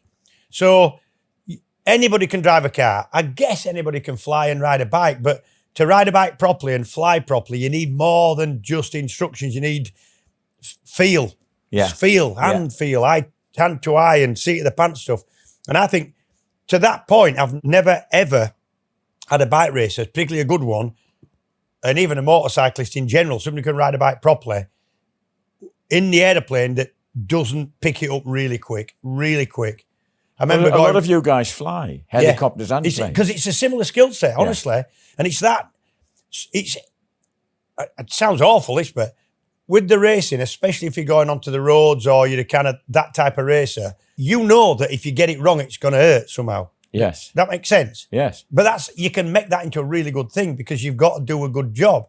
You've got to test yourself. You've got to be on point. Flying is the same. It's the same. It's that you're in control of and there's not that many environments you can do it these days where you are wholly in control of your own destiny and survival. And I think that's something that transfers. The skill definitely transfers. Do you get as big a buzz as piling into flipping Red Gate with 30 odd other people? Probably not. Not as intense. But it's a similar achievement of doing a good job and flying safe, I think. I love my flying and I love my motorbike, so it's same for me, yeah. Okay, Darren, I hope that's all right for next time you're coming into Huddersfield International, mate. Land short on 07, you can land long on 25, all right? Yeah, good job. And you will be judged, right? You will be judged on your landings.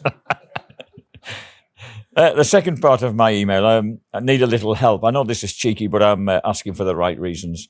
And Darren's a granddad trying to help his daughter and granddaughter, a 20-month-old, granddaughter, Indy, who's hoping to get into clinical trials in LA, Los Angeles, because she's been diagnosed with Rett syndrome. And there's a GoFund page for Darren's granddaughter.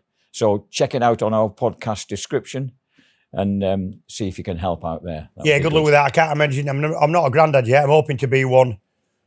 I'm hoping Ruby produces something before I'm checking out. So I would, and you never know what's going to happen. Yeah. No, you just don't. But I can't imagine a kid or a grandkid being ill, really. No, so, it's good luck, difficult. Next one is from Carl SBK Man. No, it's not that Carl. Hi guys, I have a question for Jamie. Do top short circuit riders and road racers ever open the throttle fully on corner entry when the bike is sideways going into the corner? Also, is it best to open the throttle fully on corner exit when the bike is in a near vertical position? Thank you. Well, first point, anybody who went into a corner and opened the throttle, leaned the bike over and opened the throttle fully, that would be an immediate trip to the local A&E department, I think. Yeah. No. I think most of the sliding going into a corner is done with either back shifting in the old days when you had a lot of engine braking or with rear brake. The second point, you open the throttle from mid-corner, but you call it picking the throttle up, which means you're not opening it. Pardon me. What you want to do, you're going into the corner, throttle generally closed. You open the throttle a tiny bit just to get the engine driving instead of the rear wheel driving the engine, if you understand. Uh-huh. Right? And at that point, then as the lean angle decreases, the throttle open can increase until obviously grip levels are different corners, shapes of corners are different, bikes are different, tyres are different. But at some point in that exit portion of the corner, you will have the throttle open. And obviously, depending on what bike you're on. Yeah. Anything with no traction control and 220 horsepower, like the racing in BSB. Full throttle will be over the bite top. You on the ass. Yeah. So you've got to be a little bit careful. But not full throttle going in, but coming out, yes, the safest place to put the throttle full when you're accelerating is a bike straight up. But it's who dares. Yes. Some are quite prepared to open the throttle more mid-corner, get the bike going quicker. But the downside is if it, with no traction control, if it slides, you're off. Next question. This is a proper tearing down of my good self, James. Oh, good. It's from Lawrence Curran. Apologies from our boss man, Tim Lawrence, because he didn't get this in last time, but you've apparently been in touch with him to remind him forcefully. Just want to correct something Jack said on a recent episode. Casey O'Gorman is Irish, not British! ! I know it's confusing for Brits sometimes. Thank you very much, Lawrence. For example, Lee Johnston and many other riders like Glenn Owen and Michael Dunlop are actually British because they are from Northern Ireland, something we are very aware of, but they can be both Irish and British at the same time. However, those of us from the South, the Republic of Ireland, are not British and don't appreciate many of our most successful international sporting stars being claimed as British, which unfortunately is something that often happens in Brit media. It just smacks of ignorance. Thank you very much. Rant over. I love the podcast. Kind regards, Lawrence. Lawrence, as far as I know, and I'm pretty certain if I check back in my Casey O'Gorman biog files from when he was a kid, he was born in London, mate. Now, that means we could kind of claim him, especially if he carries on being very, very good. Yeah, this is how it works, right? What's it called, Lawrence? Lawrence Curran. But we appreciate Lawrence's point that he, it's simple, right? If he goes really well, we'll have him. We got. I know he's from Northern Ireland, but Lee Johnson, he's now moved a little bit away, unfortunately, but he lived about a mile from my house, and he was just so nice. We all claimed him. Yes. You introduced Lee to one of your friends. I'd known him for years. Introduced him to one of my friends, and within 2 weeks, is one of their best friends, and they're doing things without including you. Yes. So if Casey goes as well as we think he's gonna, because there's a lot of talent, you'll be claiming him. We would like to claim him, thanks, Lawrence, but we won't. We will if he were born in London. We'll find out. Okay. But I know I get what you're saying. It's true. All right. Yeah, absolutely. Yeah. Now the next one, Will Nixon. Hi, James, Jack and Sprout. Love the pod. Keep up the solid work. Solid. Thanks very much, mate. That's solid. That's quite a compliment. Following from the questions regarding the decline in club racing a couple of weeks ago, my local club is Darley Moor, which I've done a few track days there, hoping to race this year. However, next year looks uncertain as the site is now up for sale, with developers interested apparently. This is after the council earmarked the site as potential for development. Right. Why is it the council / people in power have never wanted to support motorcycle racing at a small level as a positive for the surrounding area? And with clubs becoming less and less at this smaller size / airfield base, how can we keep the sport alive at grassroots? I'm 27 and notice I'm below average age in the paddock, which concerns me. Yeah, he's hit the nail on the head there.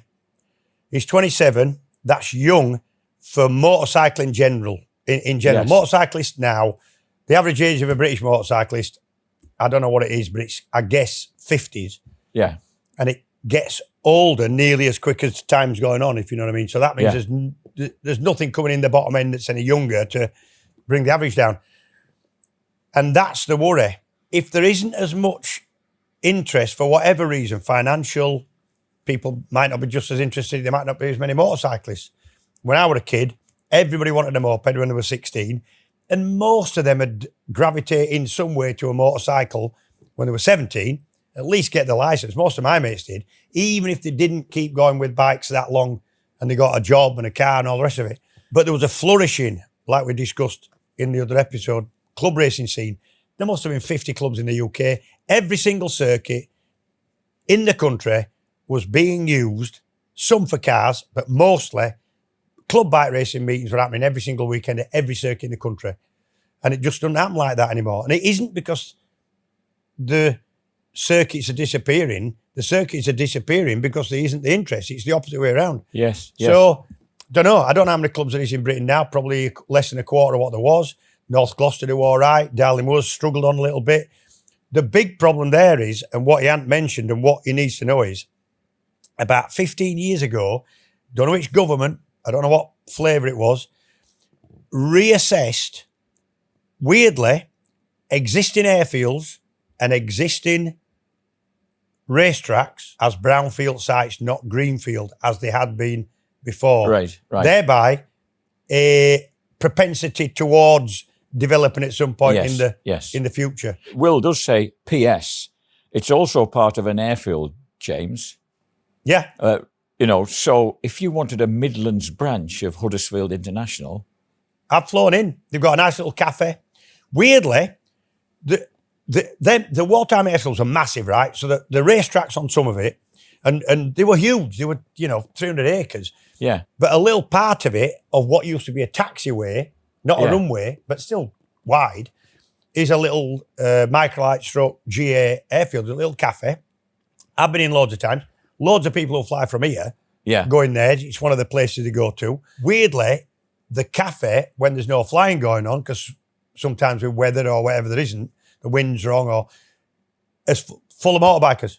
Not from Darley Moor racetrack. No. Just because they have a ride out there. Yeah. And it's so, again, there's a little bit of synergy there. However, the big problem is Darley Moor, for developing, if the council are saying it's fit for developing, will be worth however much, 50 times more to anybody for development than it will be for a racetrack. So you wouldn't consider a little racetrack around Huddersfield International then? That would be too much of a... Or would there be a lot of noise issues? Noise issues, yeah. Thanks, gentlemen. Will. Well, thanks, Will. Sad. Sorry we're not able to help a bit further. A little bit sad, really, yeah. Next is John B. Hi, Sprout and the two old farts. Where is he? Yeah, where is Sprouty? I don't know. He's disappeared up there. Question for James. When there is close racing, there are riders you would avoid because of their reputation for being prone to falling on their asses or being too aggressive? Yeah. Question mark. Did you ever notice riders avoiding you for those reasons? Yeah. Well, is that yes to the first part of the question? Or the yes, second? there is people you would avoid. Right, so... Who would you avoid? A couple of people. Pirovano was difficult to ride with, not because it was dangerous. Oh, because of those squared off lines. He kind of squared everything Yes, off. yes. It was little. His bike always seemed to have a load of speed. Yes. And he'd stop it mid-corner, so you had to kind of avoid him so you could run through a corner to try and have a go at him. So Wasn't Christian Kellner quite like that as well? Kellner a little bit same. Now, Kellner, I mean, Pirovano could ride. He was a great rider, but that's his style. Yeah. In my later years of racing, one person I avoided was a very young Carl Mugridge, because when he burst onto the scene on a Tenkate Honda, he had a fast bike and he was just flipping keen. Not so much dangerous. He'd lunge at you and it was quick enough to kind of do it, but then he'd kind of run a bit wide and then come back. And then it just felt like, to me, and he might have different feelings, it was holding the group up when you were losing touch with the people you were with just because of how we were riding. But that only lasted about a year. Then he just got quicker and safer and off he went and then became world champ. So him at that time, I would try and avoid, yeah. I remember him down the back straight at Oschersleben during qualifying with the back wheel 6 inches up in the air, breaking into that fast chicane at the end of the straight. Yeah, you know he was just a good rider, but young, violent and keen. Yeah. That's all. Yes. And you just felt like he was just a bit keen. But I'd have been his age, I'd have been in World Championship, probably been the same. Yeah. Did people avoid me? I'm quite sure they did. Certainly early in my career I honestly don't think I fell off that much, but I certainly tried hard. Yeah. There quite a few people came with a reputation, right? One of them were a guy called Jim Moody. Yes. Who's one of my best mates now. Yes. But he came with that sort of, and a proper little brawl. I mean, you wouldn't want to have a flipping fight with him because a gnarly little fella, little Glaswegian. But on track, he would try and be a little bit of a bully. And so what you do it's different now because they get penalties for doing anything in some championships. Not so in them days, unless it was a proper flipping dodgy move, you wouldn't get hauled into, unless somebody complained, in which case you went to an ACU panel of adjudication I'm sure some of them had never ridden motorbikes. But so when you got people giving you an hard time, you didn't want to appear that they could keep doing it. So you'd give them an hard time. Yeah. You can't, the phrase would be, I always thought you give as good as you get.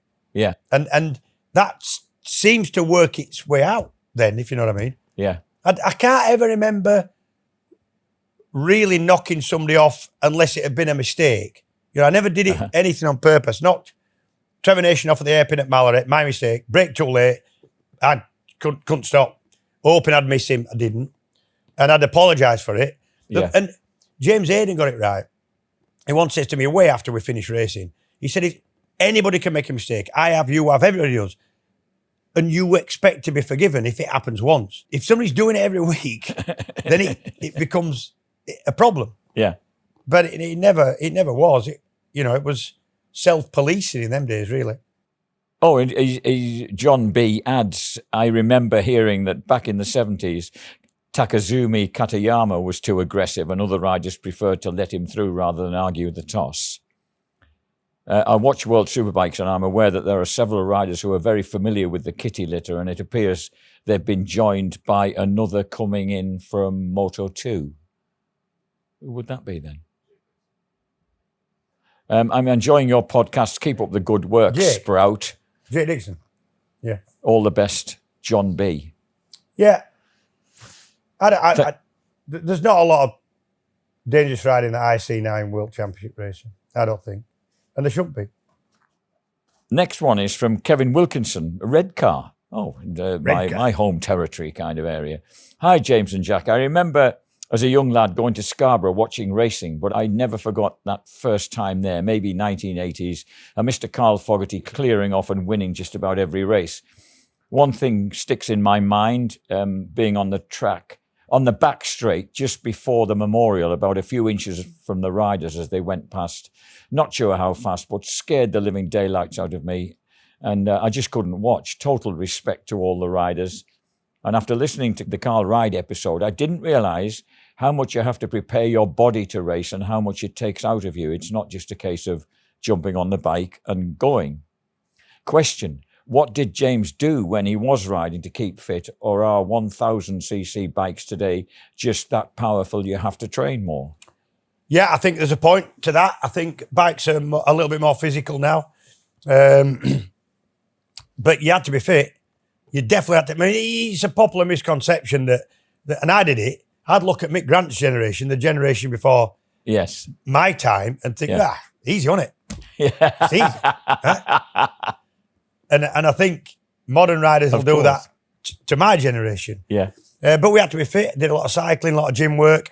If I was in a race in Indonesia and it's, 90 degrees and it's been big humidity, well, it shouldn't be a problem. Yeah. And if it is, you'd work and make it not a problem. And I never, ever felt, maybe once I felt like it was too hot and it was too hard work. And that was Japan, Suzuka 8 hour, and it was so humid. And you're on the back for an hour and then off it for an hour, on it for an hour, 2-man team, them days. And this particular year, it was a really humid year, really hot year, even for that. And I was sharing a bike. I was partnered with a guy called Jean Dat, a French 250 GP rider on a Honda.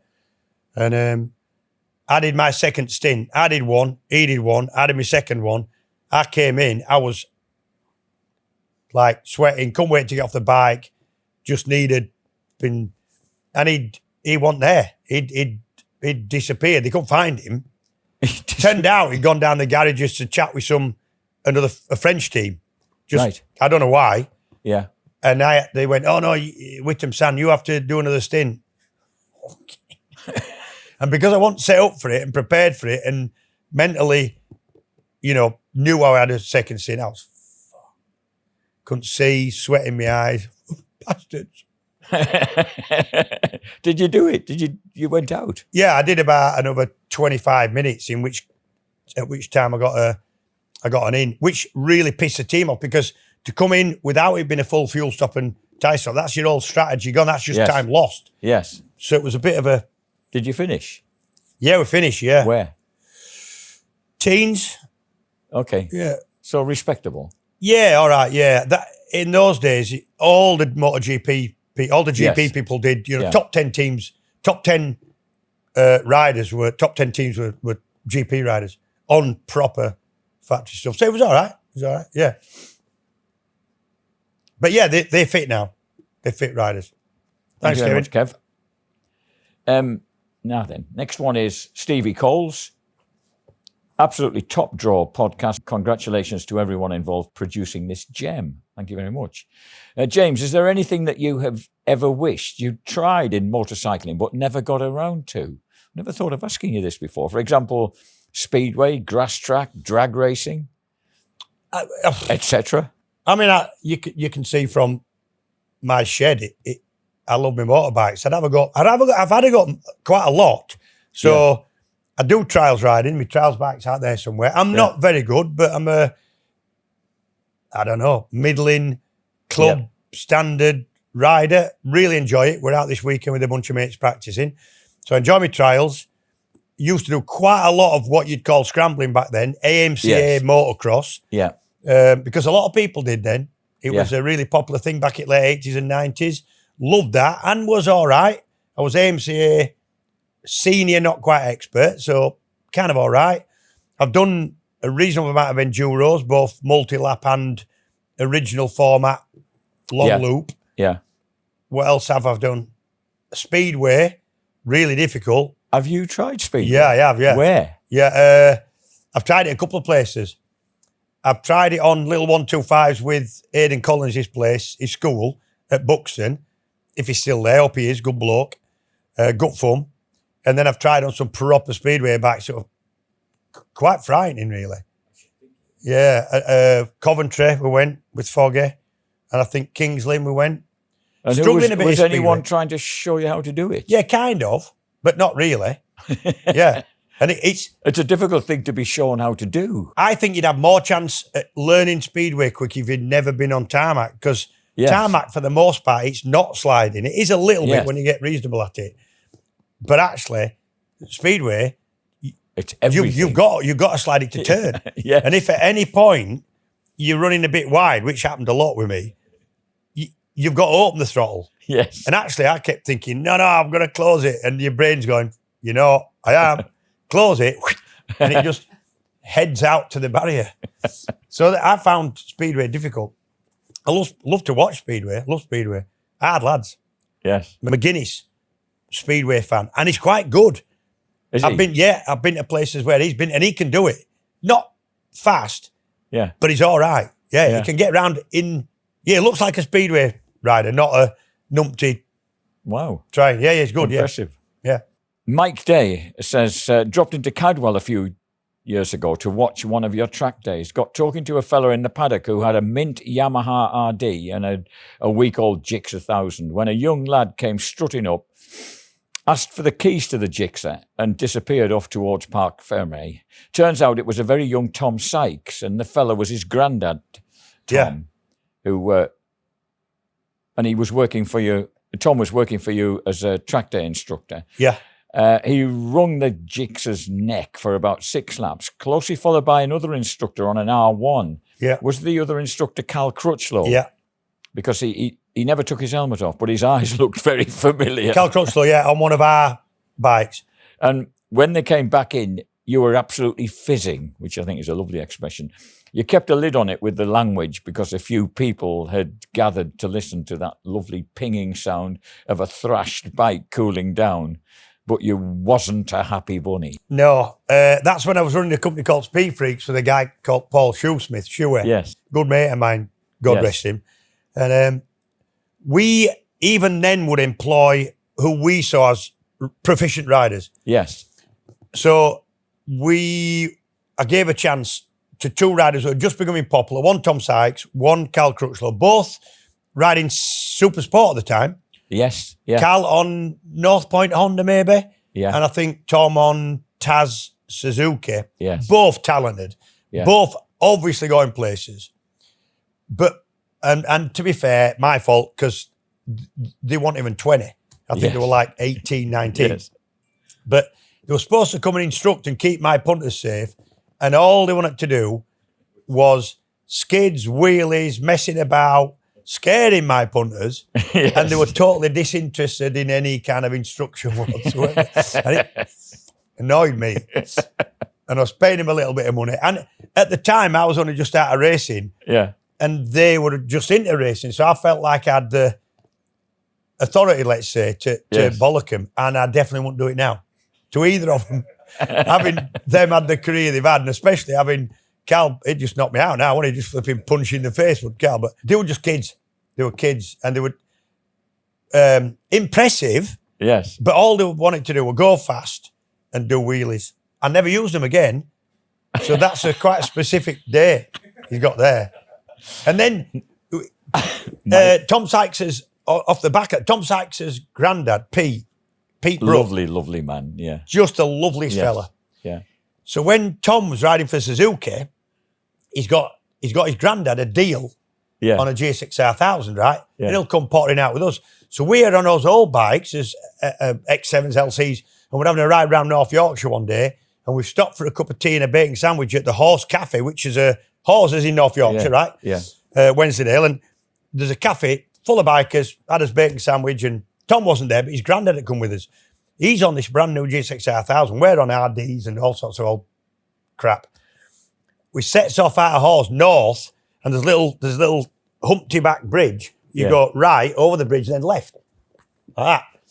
And he's only turned left when he comes off the bridge, flipping big eyesight, like only doing like 30 mile an hour, but flipping pinged him up in the air.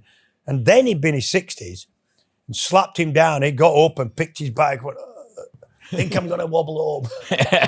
And off he went, poor old Pete. It was unusual because it must have been something on the... Anyway, he's really safe rider generally, but yeah. That was around the same time when he had that bike. Yeah. Okay, Mike, I hope that's well remembered, by the way. Yeah. Very specific. Yeah. Sorry for shouting. Next one from Bill Hughes. Hello, gents, and more importantly, Sprouts. A question for James. Did you ever have any difficulties with power-hungry Napoleon syndrome scrutineers? And then he says, over the years, I was lucky in that I got on with most of them, particularly at the Manx and Northwest. And on some occasions, they picked up on something you'd missed, and it was always good that they were so switched on. However, there was a bloke that was always at Alton and Aintree, and he was, and probably still is, the most obstructive, obtuse, jumped-up little arsehole that thrived on throwing... Not that you're bitter. that thrived. Put the knife down and take 2 steps back, sir. Go on. He thrived on throwing his diminutive frame around. I felt for his wife and kids. Brilliant show as ever. Thank you, Bill. Right. Answer the question. Is there overzealous scrutineers? Yes. Right. So club racing, it's not the same at BSB. It is. I mean, there is a scrutineers thing, but it's mainly now to check at that level, at British level and higher, is to check the eligibility of the bike, not so much is anything hanging off it that's going to kill you. Yeah. He's right. Back in the day, most of them were good, and they might spot something that you hadn't. Brilliant, right? A loose nut, ball, whatever. Only one, and he was a big fella, and he was always at the Auto 66, so it'd be Carnaby, Elvington. Auto 66 a northern club. Yes. It was a popular club back in there. A lot of good riders came out of Auto 66, run by a bloke called Peter Libby, and they did have a slightly overzealous scrutineer, a big fella, and I took him an MBA. Well, an MBA... Most of the bikes he's looking at. The one you've got parked up in your office. Most of the bikes he's doing are TZ Yamaha, right? And RS Hondas. And the MBA was a step above that. Yes. Not only more expensive than all that at the time. My dad had flipping skinned himself to buy it, mate. It was Italian loveliness. Yes. It was fine. It was built to do a job. It was just beautiful. Yes. And it was brand new, right? My dad had spent nearly $5,000 on it. Yes. When an LC was £1,000. Right. So it's like spending 25 grand probably on a motorbike at least. I didn't know you had very proud. So much wealth behind you. We didn't for long. Wheels it up, and the steering locks to stop the forks hitting the frame and tank. Yeah. The steering locks were on lovely little rubber, fine 6mm thread a bracket sticking out the headstock where the fork just hit it on a little rubber pad. It's perfect. And you could adjust it. Beautiful. Goes up there. Clonk. And just knocks one off. Just broke the bracket off, one of them. And I went, what's that about? He says, lock stops don't work. I said, they fucking don't now. What are you doing, man? You were just a kid, weren't you? What are you doing? Yeah. I was angry. So I had to go get a sidecar racer in the end to weld it back on, right? Took like 25 minutes. Went back, and by then he knew he'd sort of messed up, right? But the other thing he did, you see that as a solid disc. It doesn't, but MBAs to cut down on friction through when you didn't have the brake on. They had what's called floating discs. They move, the outside moves, so it can find its own way. And as soon as you put the brake on, they were beautiful, right? Way better than most other stuff in the paddock. And he wobbled it and went, your disc's loose. He goes, no, mate. It's a floating disc. It's a floating disc. So he had to pick up on something, and I hated him. I did him. And I've seen him a lot afterwards and told him, he knows. I said, you were a right old wanker when you were screwing in my bike. You snapped my flipping... He said, I wasn't strong enough though, was it? Yeah. Was you fucking gorilla? Until you dealt with it.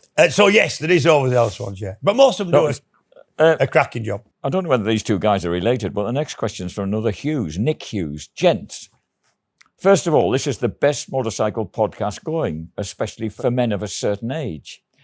Thanks, mate. Yeah, I don't know whether that's quite the aim, but we'll go with that. My question is, how did James find those practice sessions back in the day when all the classes tended to get mixed up on track? Back in the 90s, I raced in the Harley-Davidson 883 series, if you recall it. I do. One practice session, I found myself absolutely flat out in top around Gerrard's at Mallory Park before the new chicane, and John Reynolds came past around the outside of me on his ZX7R so fast it actually made me jump.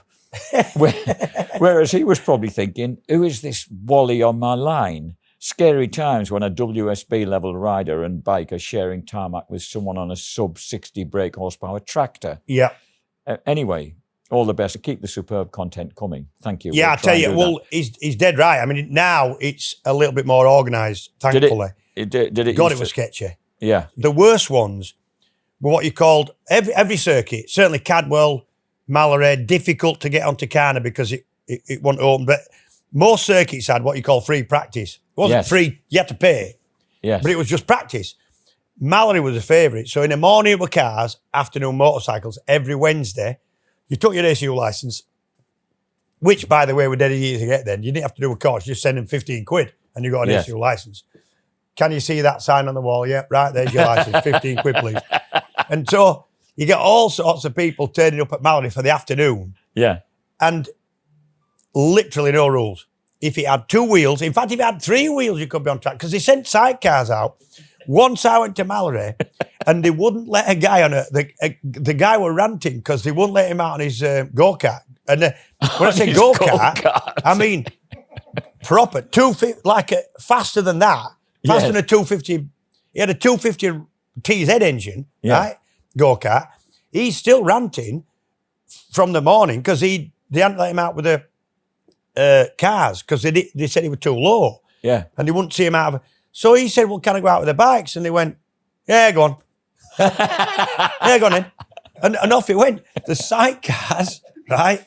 Go-karts and motorcycles of all varieties on track and 50 of them. Yeah. It was fucking lethal. Honestly, it was so bad. And the problem with the go-karts was, and sidecars to some extent, not fast down the straight compared to a fast motorbike, but God, in the corners, the go-kart was unbelievable. It just, Gerrard's just didn't shut off. Just like a scale electric. Yeah. Honestly, you had to really watch what you were doing. Will Farrell says, hi, congrats on a fantastic podcast. Absolute quality. Thank you very much. Question. Is it the Will Farrell? Sorry? Is it the Will Farrell? I've no idea. So he's quite a famous person. Go on, carry on. Sorry. Didn't know that. Sorry, Will. Further to the favourite livery question. Oh, do you both have a favourite livery? Where's me thing? You never chose one. I did. I have chosen one. And I've got the thing here, and I've got the guy. Have you drawn with it with crayons? No. No, I've got the name of the person who wanted to know. I felt I've got to answer this question, and it's Matt Granger. So Matt, mine is a very modern one, actually. It's Fay Hall Racing, the FHO team.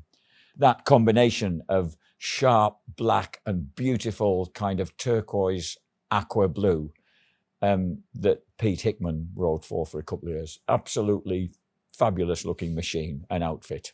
Really liked it. So I just wanted to get that one in because I'm going to have to do the same again with this favourite rider helmet design, I think. It winds me up a bit when riders nowadays have a design change for every season and they're overcomplicated and can only be appreciated close up. The obvious classic is Doohan's Australian tribute. Yeah. For a four-wheel pilot, I love Johnny Herbert's orange, black and white design. Me too. Simple.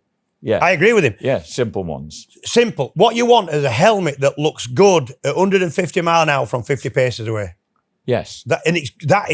It's like this. You need that's why that's one of my original helmets. Yes. That Joker one is a little bit too complicated. The screen with the 69, I love that. And you could see it. Yes. I always go off, if you see a picture of 50 riders tipping into turn one, you want to be able to pick yourself out. And the one that I always really loved was Shakey's. Shakey had a really a really definitive style and a very, very recognisable one. Sometimes the reason they change sometimes in the off season and have a different helmet the next year, not always, because there's people like Josh Brooks who like having an helmet change. Yes. And he always does a nod to an old motocrosser or an old car racer, which is fine. That's his thing. But one of the reasons some riders change is they change supplier. So it might be an AGV, and then they might have, whoever they're going for next in terms of an helmet provider. Yes. That helmet provider doesn't want to have the same design as the previous. I've just remembered Lee Jackson's orange, Lee Bob's orange helmet was always is always very distinctive. Yeah. Really like that. Yeah. And that very handy from a commentary point of view. Yeah. I only ever change my helmet design when the manufacturer or the importer or the supplier wanted to change. Yeah. Final question, James, is from Robert Lindop. Actually, it's from Modgy Lindop, typed by Robert Lindop, because my paws keep hitting too many keys at once and my spelling is shocking. Sprout. It's a question for Sprout. Sprouty. Come here. Sprouty. Come here, babe. Sprouty, come here. Come on in, mate. Just wander in at your leisure. Come on. That's it. Come on. Up on the dad's knee. All right. Oh, favouritism. Come on, Sprouty. Hey. Come here. Come on, little man. Sprouty, what is your opinion of cats, specifically black and white, slightly chubby ones? And do you have any friends that are cats? What would be the answer to that, James? Has he got any friends that are cats? He knows a couple of cats. We've got a cat up here, like a stable cat. He gets on pretty much with anything. He gets on with the dogs. He gets on with cats. And I think I might know the answer to the second bit of his question from Modgy is Sprouty, mate. You're not interested, are you? What is your favourite cheese? Now I know he loves cheese. He loves cheese. Mine's mild cheddar, she says. He's not too fussy. He's a general cheese lover. I tell you what he does like. Sometimes when you're making, you get the ready grated bag of cheese. Yes. Yeah, they're so lovely. That's normally some kind of cheddary cheese, isn't it? So something similar to your honestly, own at 100 paces, even if he's outside, you can open the top of that packet, you flipping tell. He's straight in. Loves cheese. So I would say he'd go for cheddar. Yeah. From your fan, Modgy the cat. Well, thank you very much, Modge. I hope that's answered your question. And yes, he loves cheese as much as you do. Probably cheddar. Yeah. And that's our Presser Q&A for this session. Good. Guys, thank you very much for your questions. It's great to get them. If you could keep sending stuff in.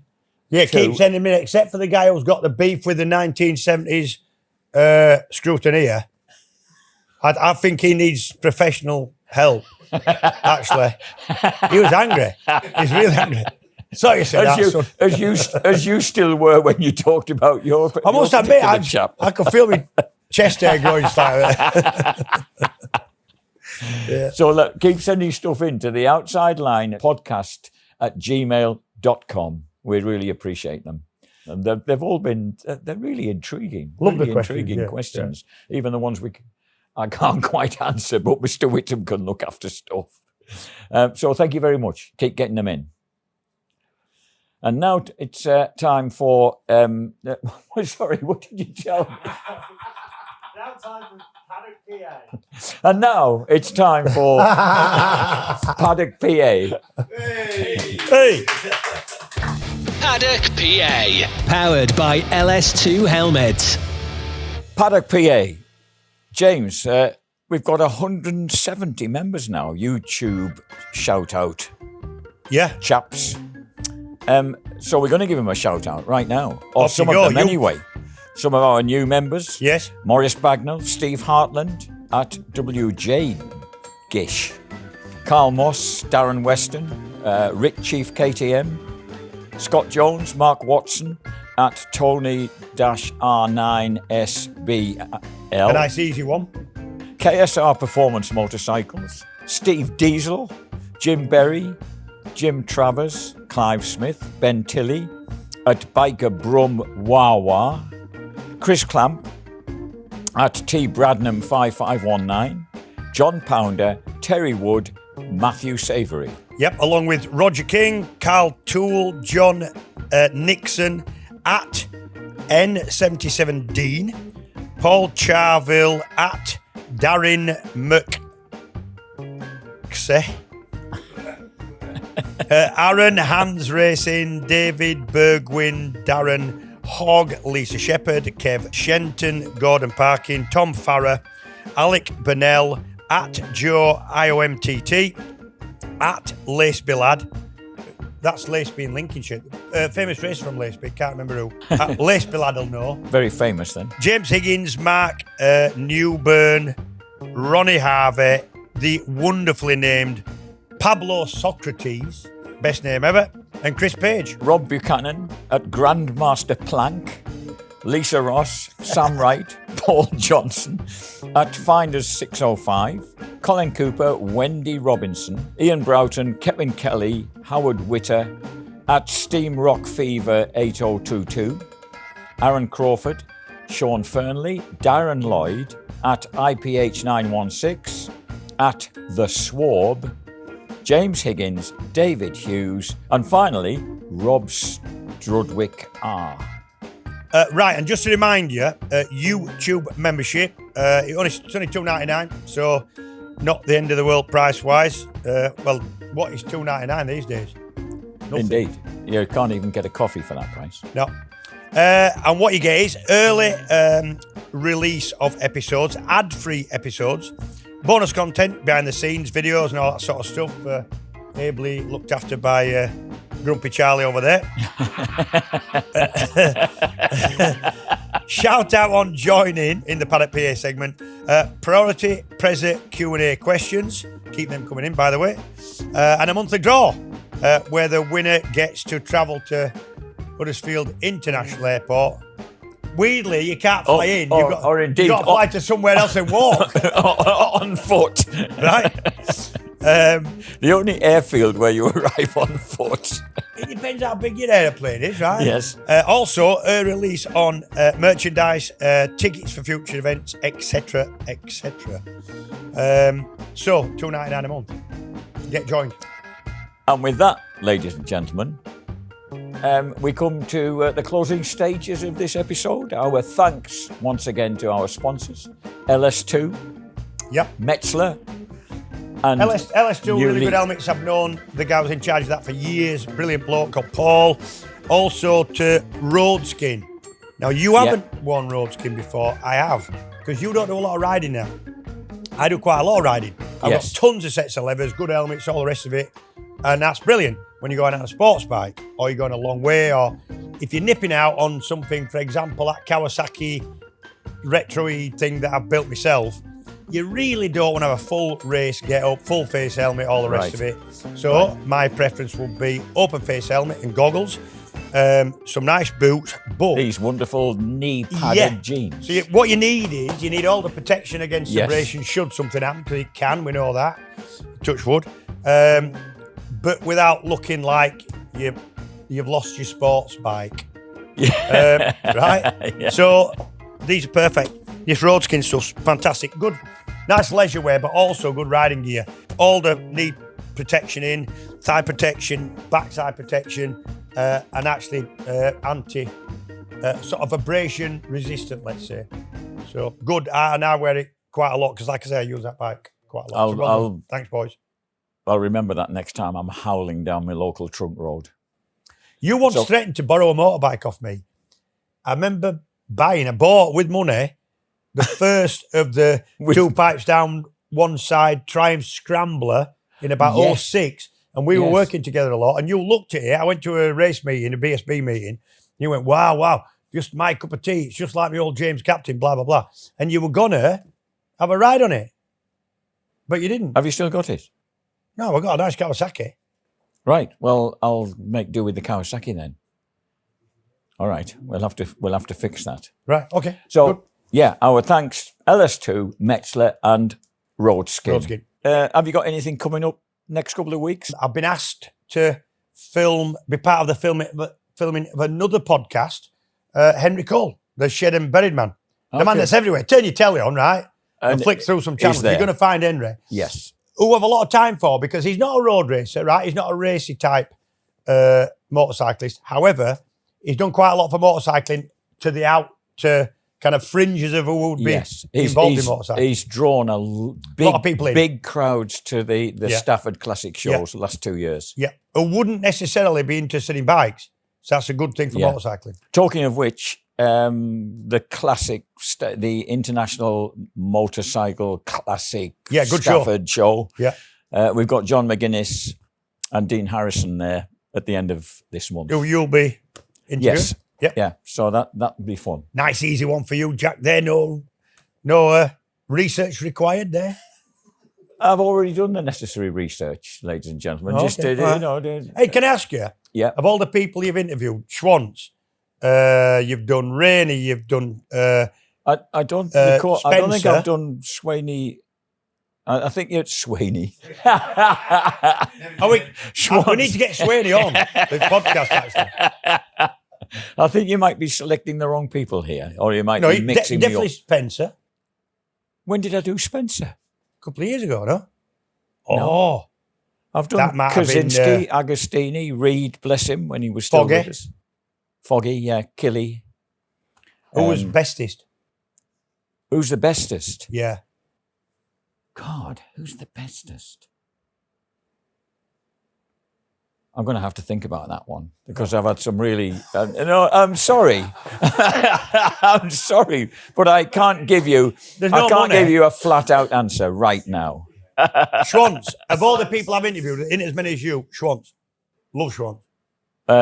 I've only briefly spoken to Schwantz at a British Motocross Grand Prix when he was at Foxhill watching, and he said he gave up. He gave up motocross when a young Ron Lachine flew past him at like head height when he was riding as a kid, riding number 224, and he said he realised he was never going to make it as a motocrosser, so he packed in. Quite emotional at times once. I did a big interview with him at a bike shop. About 400 people there. Place were packed, obviously, and really good and quite emotional. He the whole, when Rainey hate himself and they hated each other, but they didn't hate each other. It was like a respect. It was quite, brilliant. I really enjoyed having Fogarty and Killy up together. Yeah. They made a great pair. I've got a right bromance going now. They didn't like each other. Yeah, I know. It was fantastic. I've seen them meet each other years after the race. Killy came over. Carl starts crying. Which is not the way round you'd expect it. Honestly, it's how it should be, but you don't think it's going to be like that. Carl had these 8 figures and now they're flipping best mates. But it's brilliant. Brilliant, yeah. Sorry. That's all right. Anyway, look, it's that's it then. That's it then. That's it then. I'm out.